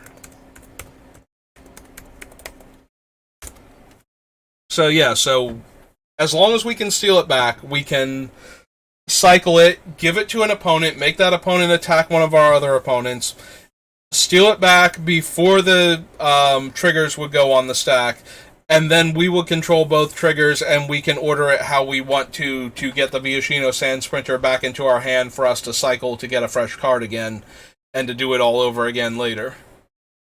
Creatures you control get +2/+0 and gain all creature types. Wall of Blossoms. Whenever Ward-Eye Witch or another creature you control dies, scry 1. Weather the Storm is the storm card that gains you life. Top 4 cards of your library. Put all cards of the chosen type revealed this way into your hand and the rest into your graveyard. There's Renin 6 and Yawgmoth. Okay. Well, we found a couple fun cards for our deck. Now we can go back and we can do the next Modern Horizon set.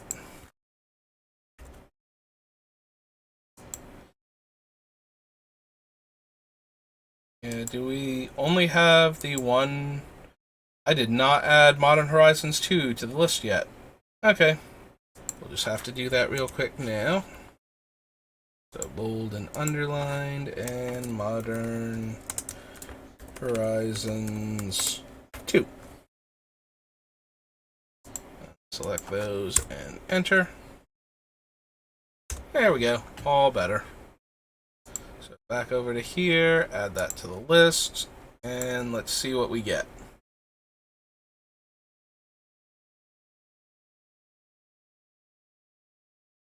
Fortunately for our very expensive pile, we are probably not adding Ragavan. As much fun as he is legendary and therefore not on theme with our deck. And we don't really care about stealing other people's stuff, and we actively give their stuff back sometimes, so. He's basically a 2-1 that gets me treasure when he deals combat damage, and that would not be good enough.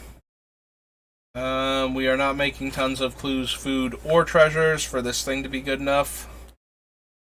Progenitor Ooze is legendary, and it storms.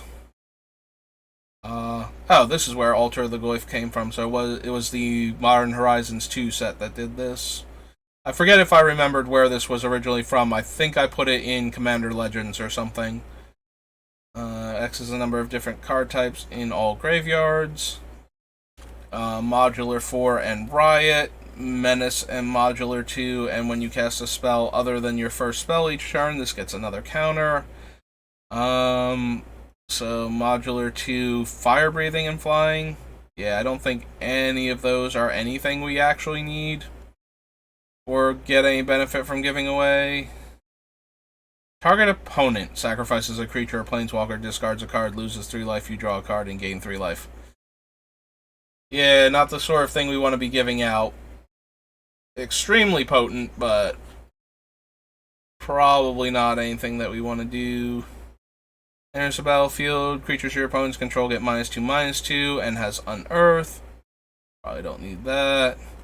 What does Asmo actually do again? Enters the battlefield, you may search your library for a card named the Underworld Cookbook, reveal and put in your hand. Sacrifice 2 foods, target creature deals 6 damage to itself, and as long as you discarded a card this turn, you may pay hybrid red-black to cast the spell. Trample, Reinforce 2, and Scavenge. So, notably, we can discard it to give one of our creatures 2 +1/+1 counters, and then it's in the graveyard. It's a 4/4 Trampler, but I don't think it's doing anywhere near enough for what we are doing. I think we would rather just have cycling at that point or something. It's a living weapon. Beginning of combat on your turn, target creature gets +2/+0, and this cycles for a basic land. Blazing Root Walla can give itself +2 power, and once per turn, and it has Madness. Player shuffles their graveyard into their library, prevent all combat damage. Marauder can't block and has Cascade if you have Delirium. Ooh, we redlined for a little bit there, so stream's probably getting choppy. I apologize for that. The VOD should be okay. The VOD usually doesn't get held up like this. We might have a little bit of clipping around my scrolling, but that shouldn't matter much because it's not like we're actively playing a game where it suddenly became a slideshow for the audience. As an additional cost to cast this spell, you can sacrifice a creature or discard a card to destroy target creature or planeswalker. I mean, it does let us discard one of the cards we want in the graveyard, but I don't think that's going to be good enough. If it were an instant, then I would definitely consider it, just because we want to discard certain cards. But it's not an instant because of the Madness cards that are in this set that they didn't want to enable quite that well.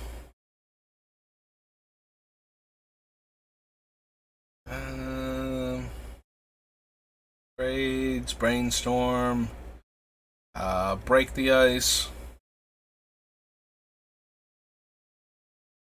Yeah, we don't really care about land destruction. Brea's Apprentice enters the battlefield. Create a 1/1 colorless Thopter token. Tap, sacrifice an artifact. Choose one. Lets you cast the top card of your deck until end of turn, or target creature gets +2 power. We don't want either of those effects, and it gives them a way to get a card by sacrificing the Thopter that they got, and therefore tapping the Apprentice if they don't want to be forced to attack other players. Discard a card, gains lifelink until end of turn, threshold. It's a 3/3. This is the one that deals damage by revealing cards off the top of your deck until you reveal a spell, and then has flashback. I really liked cards similar to this during the, especially with the deck that I had that used the cycling deck that I talked about before during Onslaught block right towards the end. There was a 3-mana sorcery that let you reveal cards from the top of your deck until you revealed a non-land and then dealt damage based on the CMC. Because of the large creatures with morph and the high-end spells with cycling, the deck had a very, very high average CMC. Like, even with, and because you couldn't hit a land with it, almost everything in the deck, aside from the actual enchantments that enabled the deck, had casting costs above 3. So it was very consistently a 3-mana spell to deal 4 damage, and sometimes you just hit Krosan Cloud Scraper or something and just dealt so much damage to the opponent that you won the game with a 3 damage burn spell. It was a good out to opponents stabilizing the board and trying to get through for damage. To just be able to kill the opponent out of nowhere. Ripley Vance, cast your 3rd spell each turn, put a counter on her, and deal damage equal to its power to any target. Karth the Lion enters the battlefield, or a Planeswalker you control dies. Look at the top 7 cards of your deck and get a Planeswalker. Yeah, we're not doing that. And then he's the one that gives Planeswalkers activated abilities and extra +1 loyalty to their cost. Discard a card. You may cast a creature spell from your graveyard this turn. Activate only once per turn.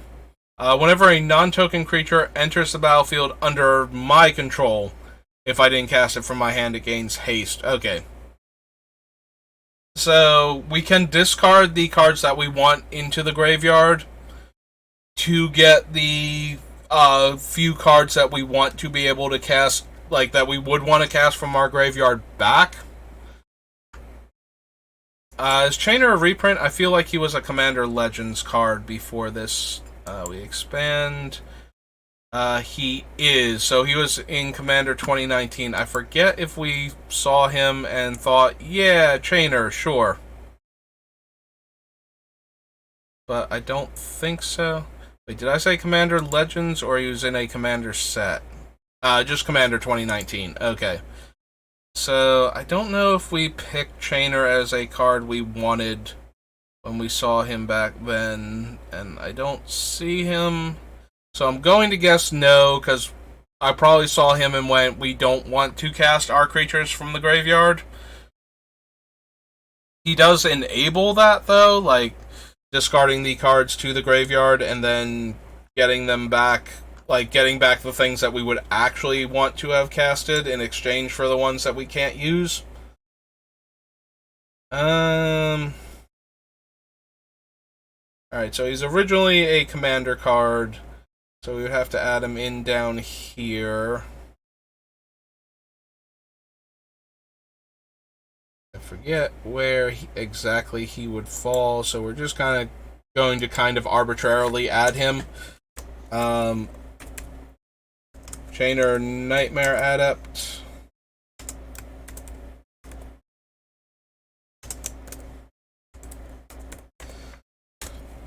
Notably, because he's foil, and I keep the foils separate from the regular cards in 2019, because he was one of the alternate commanders, I would have to get Chainer either out of this thing or out of the foil binder anyway, so I could have added him up here, but For consistency's sake, we're going to add him down here where he originally debuted, since almost every time I see a card, I always go, well, this is from this set, so we'll add it when we get to the set that it is originally from. Scroll back up to Modern Horizons 2. Chance Encounter is a reprint. We don't make a lot of tokens, so Chatterfang is not doing anything. Shatterstorm is not doing anything. Gain control of target spell that targets only a single permanent or player. Copy it, then redirect the target at random for the spell. And the copy, the new targets can't be you or permanents you control. It is a fun and weird card, but it is not doing anything that our deck is about. Most notably, it would allow us to redirect spells away from the bullies and the permanents that we are using to protect them. But I don't think we actually want this. So, yeah, it is an interesting card, but it's not doing anything that our deck is about, so... beginning of your upkeep, you may sacrifice a token to put an acorn counter on it. Squirrels get +1/+1, and green tap, create a 1/1 squirrel creature token. Chattering Augur is a 1/1 can't block. Enters the battlefield, you draw a card and you lose 1 life. And 4 mana, return it from your graveyard to your hand. Destroy target artifact or enchantment, make a treasure. First totem reprint, can't run dam. These are the indestructible artifact lands. Shadow, if a card would be put into an opponent's graveyard from anywhere, instead exile it with a void counter on it, and then you can sacrifice this thing to cast spells an opponent owns with void counter on it. You may play this ability. You may play it this... Oh, you choose the card and then you may play it this turn without paying its mana cost.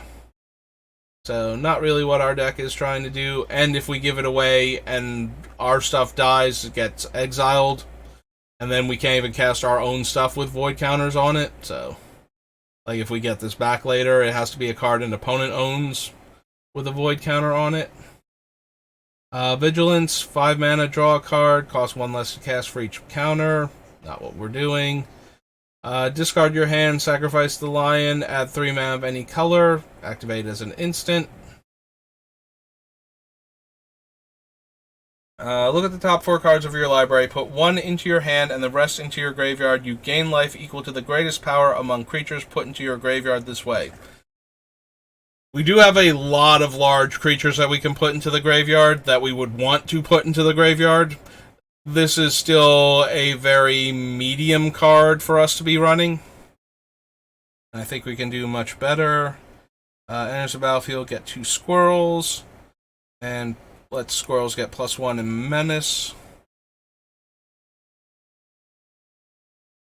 Enters the battlefield, put a +1/+1 counter on target creature. And each creature you control with a counter on it has trample.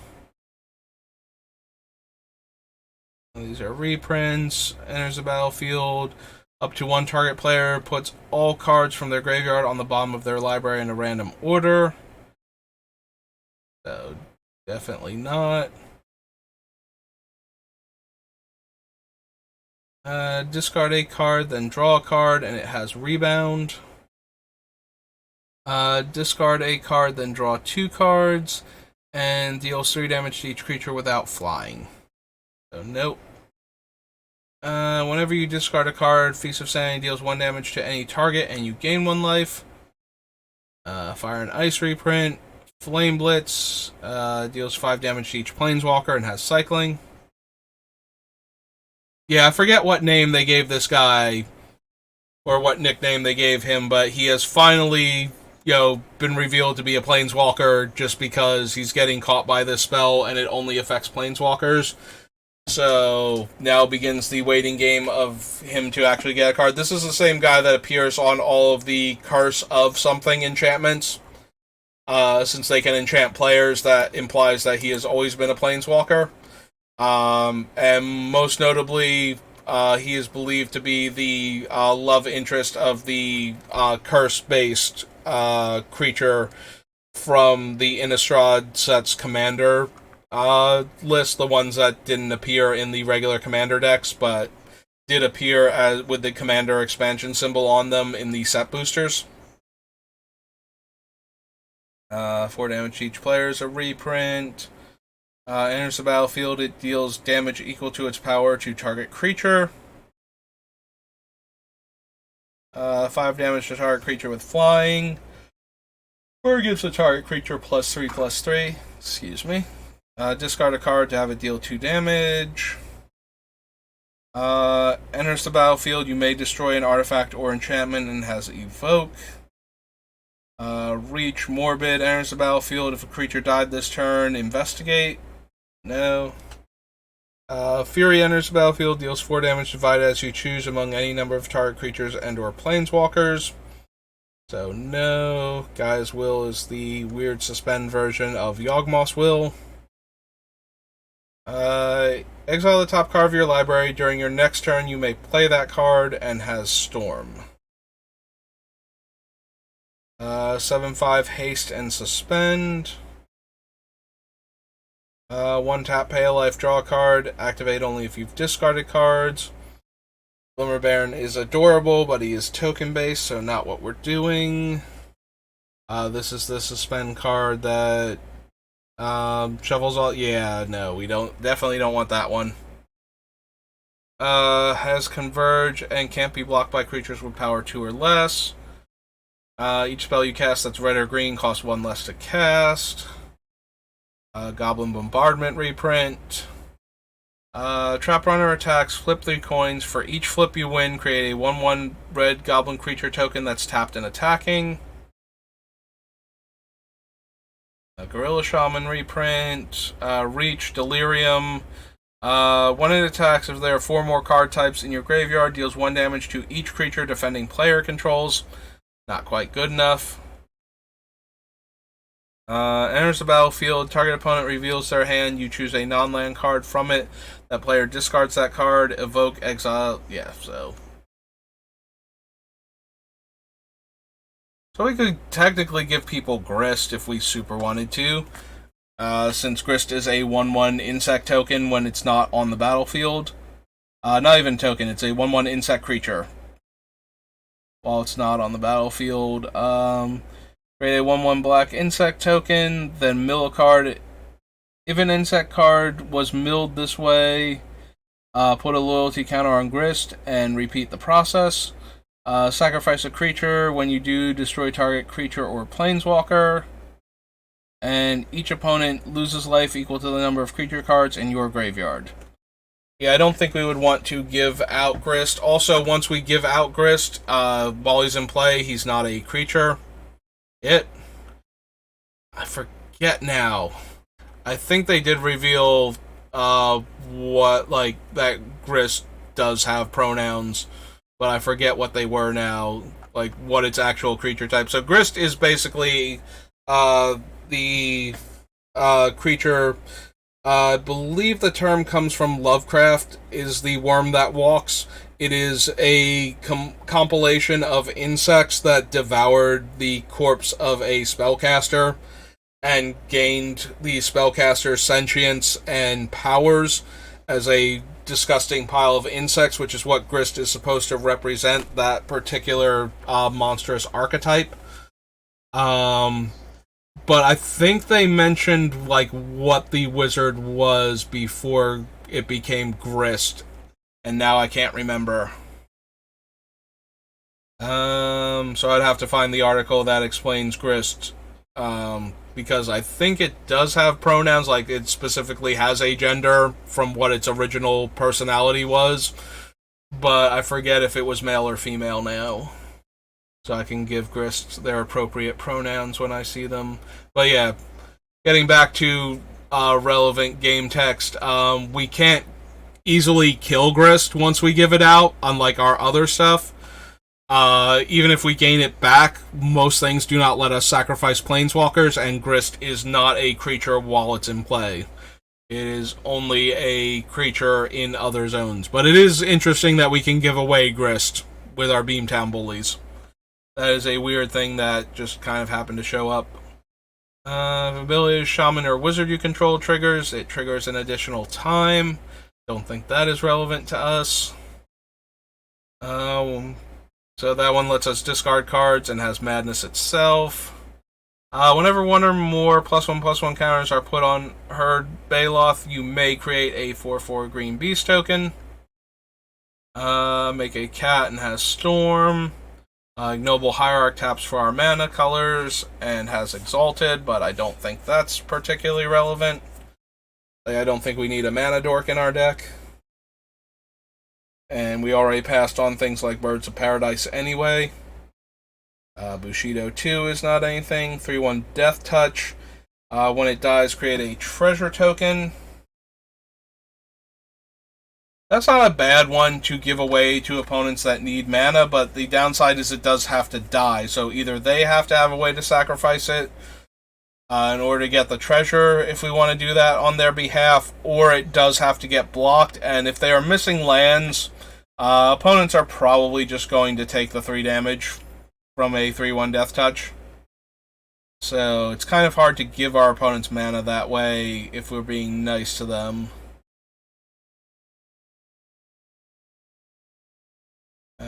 Kaleidus Scorch. Kitchen Imp. No. Sacrifice another creature. Vanguard Explores is an okay ability for getting value out of the things that we're sacrificing. Notably, when it explores, if it reveals a non-land card that we did not want to draw, we can put it in the graveyard. So it can allow us to mill another one of the large creatures that we want to get in there. Exploits a creature, destroy target creature you don't control with mana value 3 or less. So we could give this out. Players, like I said, if they're going to exploit it, or going to exploit a creature, will just sacrifice the thing that we gave them. But in this case, it can't destroy the bullies, so it is a creature that we could give them that would then, if they use the exploit, would be killing something else that we don't care about.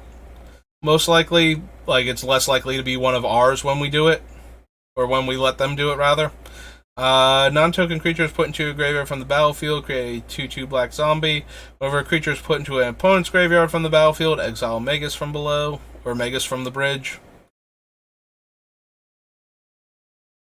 Milliken lets us mill a card to get colorless. If it's your turn, you may sacrifice a mountain rather than pay the spell's mana cost. Deals 5 damage rather to a creature or planeswalker.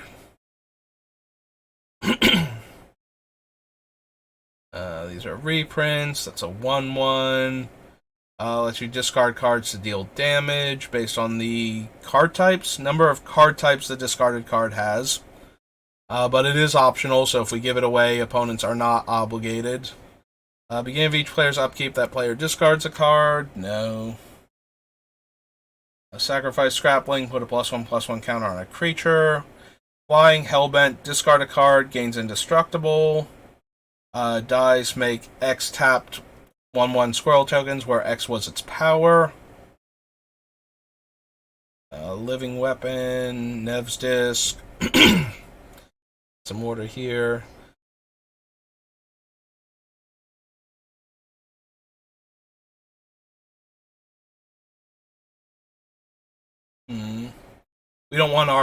We care about some of our non-basic lands.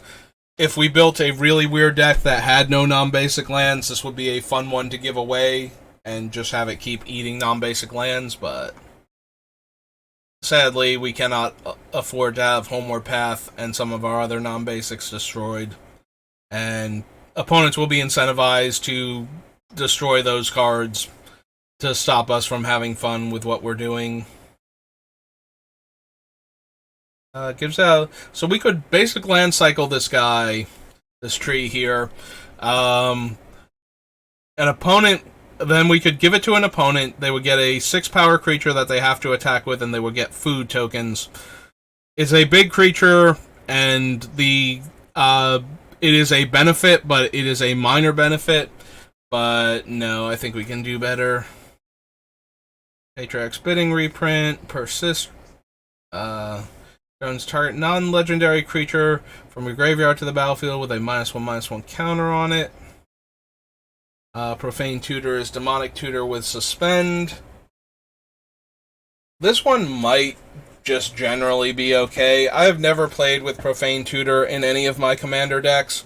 The biggest problem with it is when you need something right now and you can't get it.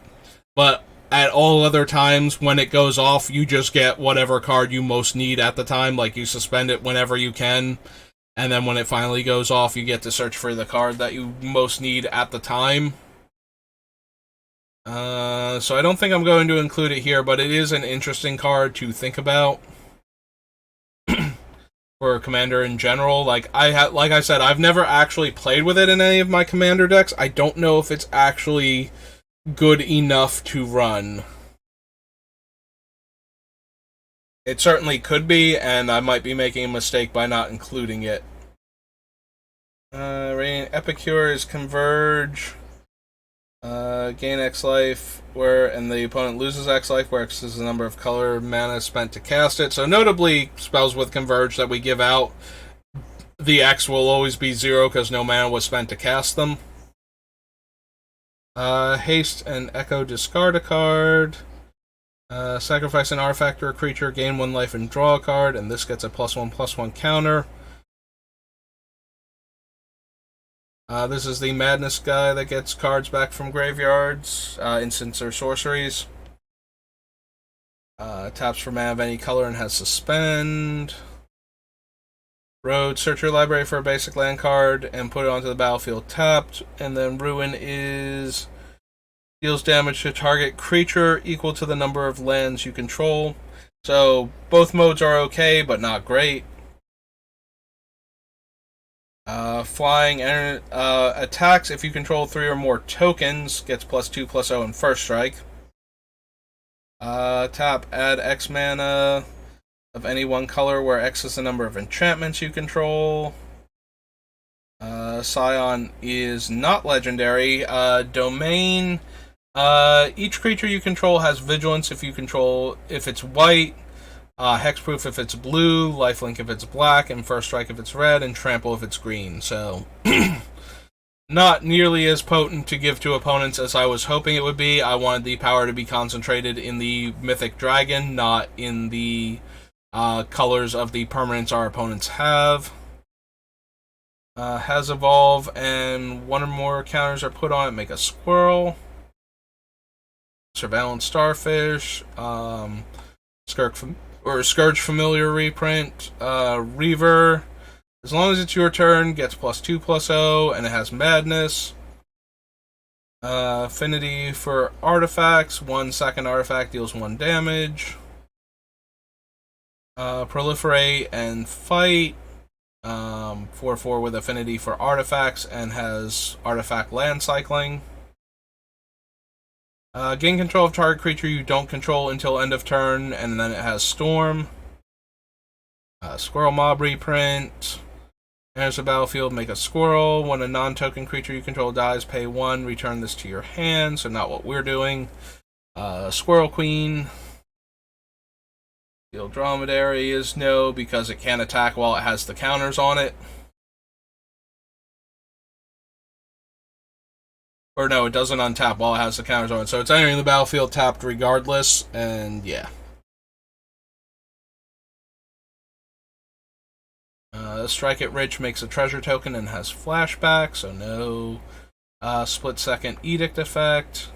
Sort of Hearth and Home.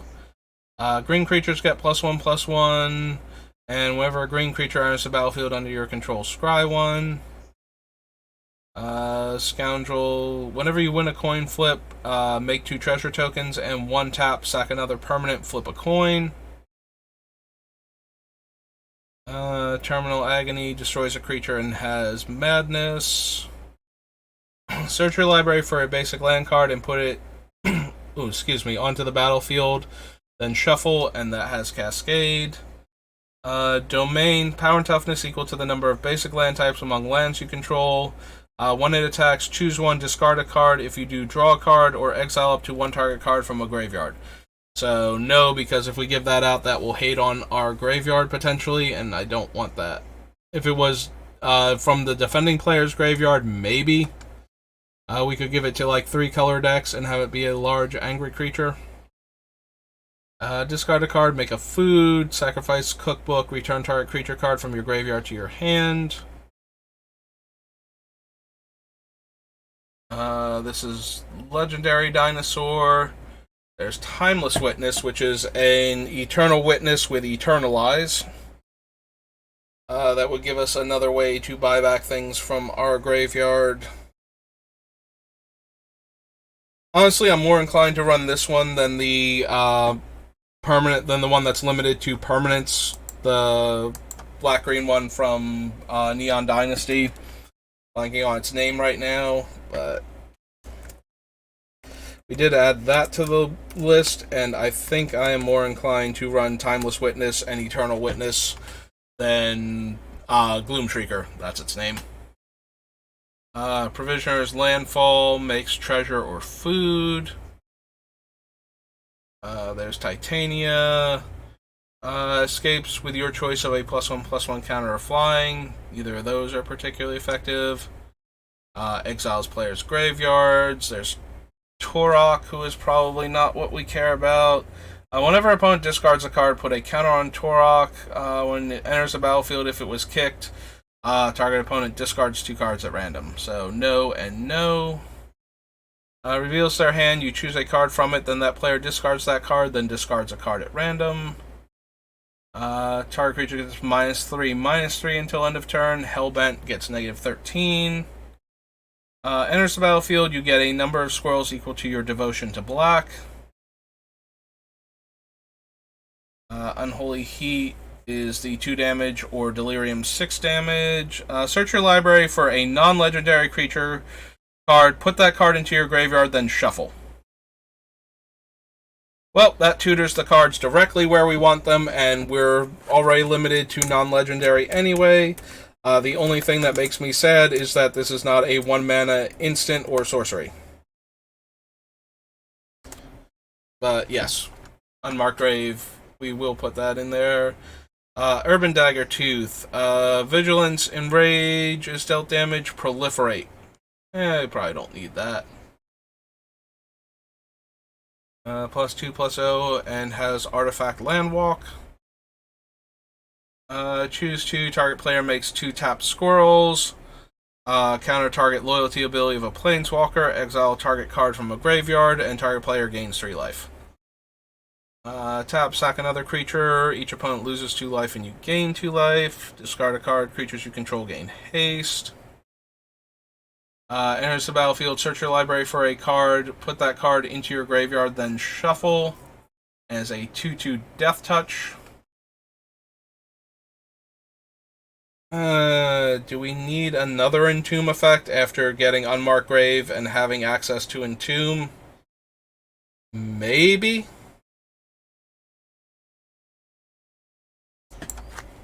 I'm going to add him to the list. We can always cut him later. He is doing the same thing that the other cards are doing that we want. And then is a 2/2 blocker with Death Touch that we can use.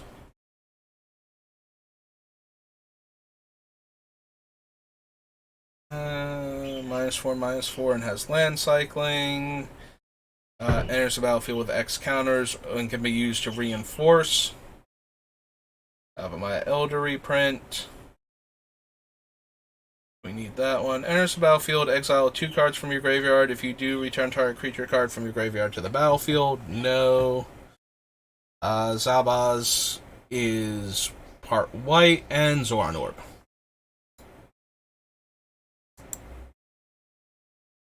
Alright, so that was Modern Horizons 2. What do we got next? The Modern Master series are all reprints, so that leaves us Morningtide.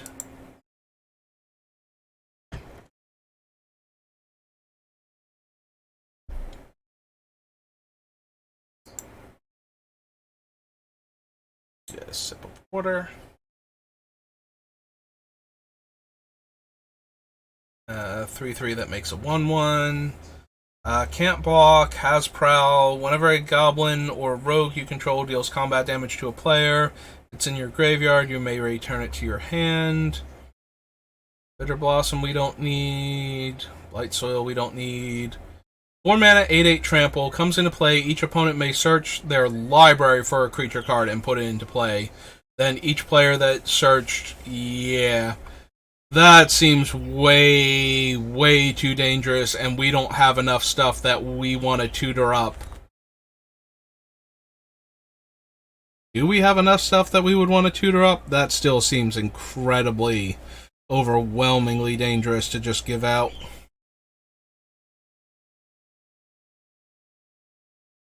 Trample gets +4/+4 for each other giant you control. Makes Tree Folk cheaper. Other warriors enter with +1/+1 counters. Each creature with a counter on it has trample. Elementals and warriors are cheaper, and you can reinforce with it. Spend 4 mana to double its power and toughness. Beginning of your upkeep, so that's never going to trigger. I remember this card being okay because it stopped you from drawing lands. Reveal the top card of your deck. If it's a land, put it into your graveyard and repeat the process. And whenever a land is put into your graveyard from anywhere, this gets a +1/+1 counter. So notably, since it keeps going until it reveals a non-land card, you can only draw spells while this thing is in play. I'm going to lean back a bit, and that's going to make the chair creak. So I'm sorry for all the extraneous noise. So this card had been interesting at the time because it guaranteed that once you had enough land and you cast it, you would never draw another land until it got killed. But yeah, not anything in particular we're trying to do. Creature comes into play under your control. Look at the top X cards of your library, where X is that creature's power. Put one of those cards on the top of your library and the rest on the bottom in any order. Put an artifact or enchantment on the bottom of, or shuffle back into the library, rather. Interestingly, this one gained some traction due to Wormcoil Engine. So you would be able to get the 6/6 lifelink Death Touch off the table, and the opponent would not get the 2 worm tokens it would naturally split into. +3/+3 until end of turn, or you can reinforce. Prowl comes into play. If the prowl cost was paid, search target opponent's library for 3 cards and remove them from the game. Not really doing much for our deck. 2 mana, 2/3. 3/5 tap. Remove a Tree Folk card, your graveyard from the game. Search your library for 2 forest cards. Put them into play. No. Tap up to 2 target swamps. Each become 3/5 Tree Folk warriors until end of turn. No. Searches for land. Removes counters. All other creatures get -1/-1 until end of turn. Stinging Fairy comes into play. Destroy target creature that was dealt damage this turn. Notably, this one does not have flash, so we can't use it like on an opponent's turn. Like, we can't give them a creature, make them attack, gets chump blocked, or like a chump attacks into a thing. Then we can play the creature to destroy, which is actually kind of odd because almost all of the fairies in Lorwyn block have flash because they have a cares about casting spells on opponent's turn mechanic. Like an unnamed mechanic that gives you rewards when you cast spells on opponent's turn with the fairies because so many of them have flash. So the fact that the fairy that kills creatures that were dealt damage this turn does not have flash, I'm sure that was intentional to stop you from doing it after like your opponent attacks into you, you chump block, and then you cast this and kill their attacker. Like, they did not want you to be able to do that, but it's kind of odd, other than that, you know, one of the fairies that we would most want to have flash for the deck that we're building does not actually have flash in a set where almost every fairy does. But I think that's going to have retroactively been the reason why it didn't have the ability at the time and why we can't use it now because of that. Becomes block. Clash with an opponent. If you win, Fire Juggler deals 4 damage to each creature blocking it. So no, probably not. They'll just take the 2 damage. Haste makes Goblins and Rogues cheaper. 4/4 Changeling with Trample. Play a Druid spell. You may draw a card. Tap 7 untapped Druids. Gain control of all lands target player controls. Other archers get +1/+1. Whenever an archer deals combat damage to a creature, the archer deals that much damage to that creature's controller.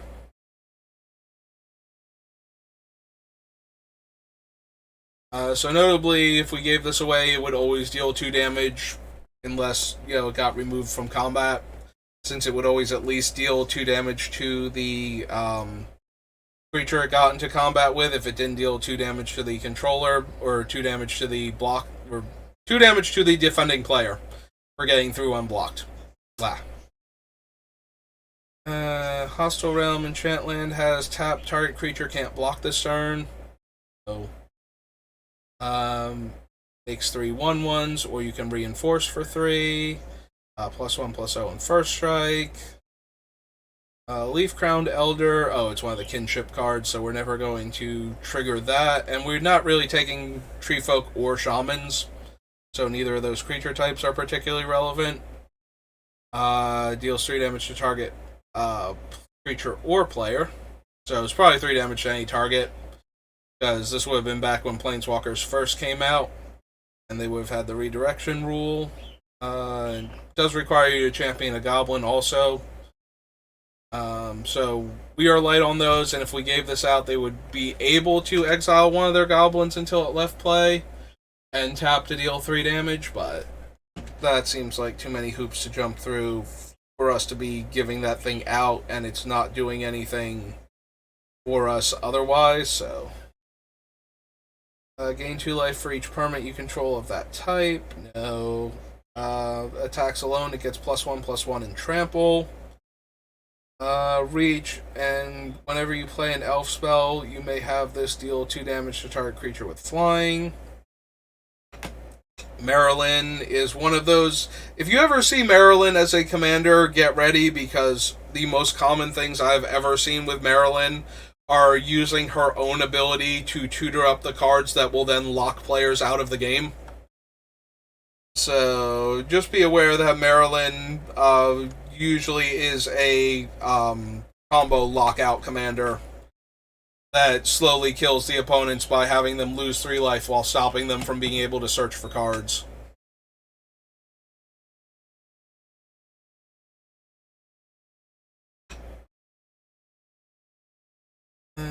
Glove Changeling can gain Death Touch. Target player loses 3 life and you gain 3 life. If the prowl cost was paid, you get to draw a card. It's another kinship creature, so not anything we want. Flying, kinship, shares a creature type. Each opponent loses 2 life. So, yeah. Again, we're not really running fairies or wizards. I just happened to stop to read that one. I don't know why, because none of the creatures with kinship. We're not a creature type matters deck. We certainly don't have a ton of creatures from the Lorwyn tribes. So we are more likely to have wizards than fairies in our deck, for example. Just because creatures that we have are randomly wizards, but most creature types we don't super care about. Reveals their hand. You choose 2 cards and that player discards that card. Or card player reveals. Oh, they reveal 3 cards from their hand. You choose 2 of those cards. I cannot read. I lean back in the chair a bit to relax my upper body, because leaning forward in the chair was starting to get a bit uncomfortable, but now I'm like half reading the cards where I was already occasionally half reading the cards, so now it's a little bit further away and a little bit smaller on my screen, so I'm doing even worse. That's the one that eats cards out of graveyards. Gives rogues +1/+1 counters, and then when they deal combat damage, the defending player discards cards. Comes in whenever another tree folk comes into play under your control, you may gain life equal to that creature's toughness. Choose a creature type. Target creature gets -1/-1 until end of turn for each permanent of the chosen type you control.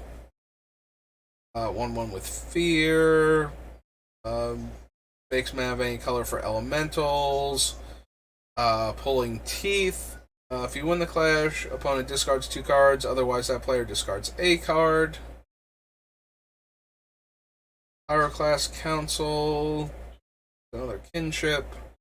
Rage Forger comes into play. Put a +1/+1 counter on each other shaman you control. Shaman creatures you control with counters on it attacks. You may have that creature deal 1 damage to target player. Okay. Makes a 2/5 tree folk. Whenever forest comes into play under your control, you may return this from your graveyard to your hand.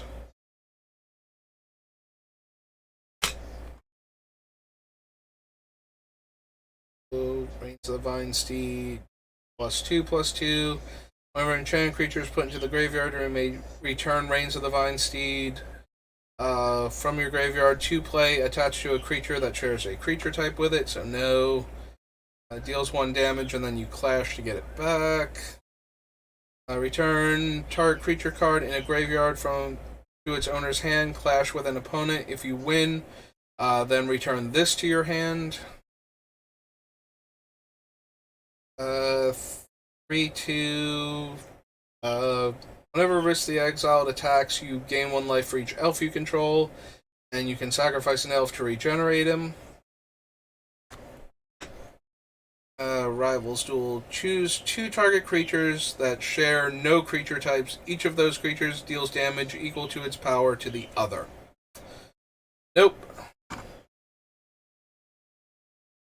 Roar of the Crowd. Choose a creature type, so no. I'm imagining it's a direct damage spell based on the number of creatures you have of that type, and that's just not going to be good enough. Remove an assassin card in your graveyard from the game. Destroy target creature. Sacrifice an elemental. Seething Path Blazer gets +2/+0 and gains first strike. Beginning of your upkeep. This is the one that lets you draw cards, right? Although it's still a Goblin Shaman, and we don't have a ton of goblins in our deck. There's a creature type with Sensation Gorger. You may reveal it. If you do, each player discards their hand and draws 4 cards. Yeah, we don't have enough goblins or shamans for the Sensation Gorger to trigger consistently enough to get the 4 cards from him, so. Shard Volley, no. There's the original printing of Shared Animosity. Leaves play, deals 6 damage to target creature. Grubfellows. Flying at end of turn, if you control no goblins, sacrifice this. It's a 4-mana 6/5 flyer. It comes into play with 2 counters. Remove a counter from it to destroy target artifact or land. Stream. Usually you don't find. I mean, it is a 4-mana 2/2 that you can spend 4 mana, but usually you don't find like repeatable land destruction like that. Even at that cost. Usually the cost is much higher. I'm thinking of things like Flowstone Flood that had buyback. It was like discard a card at random and lose 3 life or something. Something particularly nasty to stop you from constantly reusing it. Attacks and isn't blocked gets +2/+1.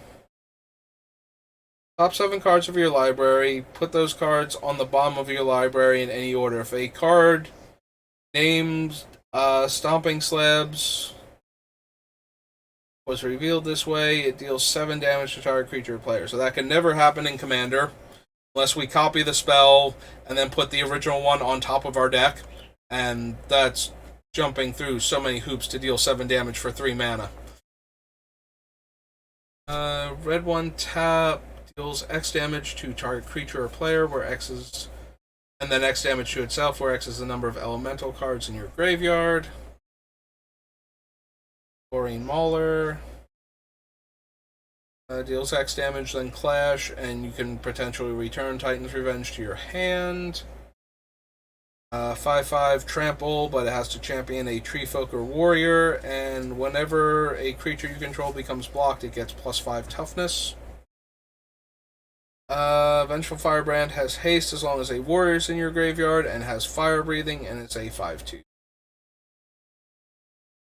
No. 7/7 leaves play. You get a 4/4.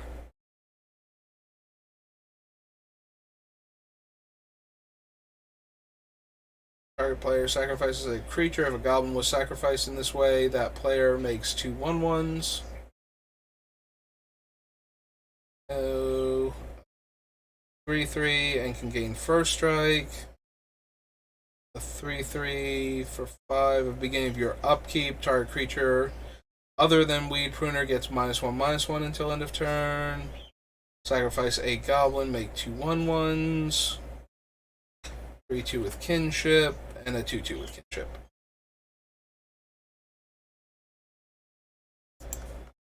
Alright, so how long have we been at this now? Because I did an hour before.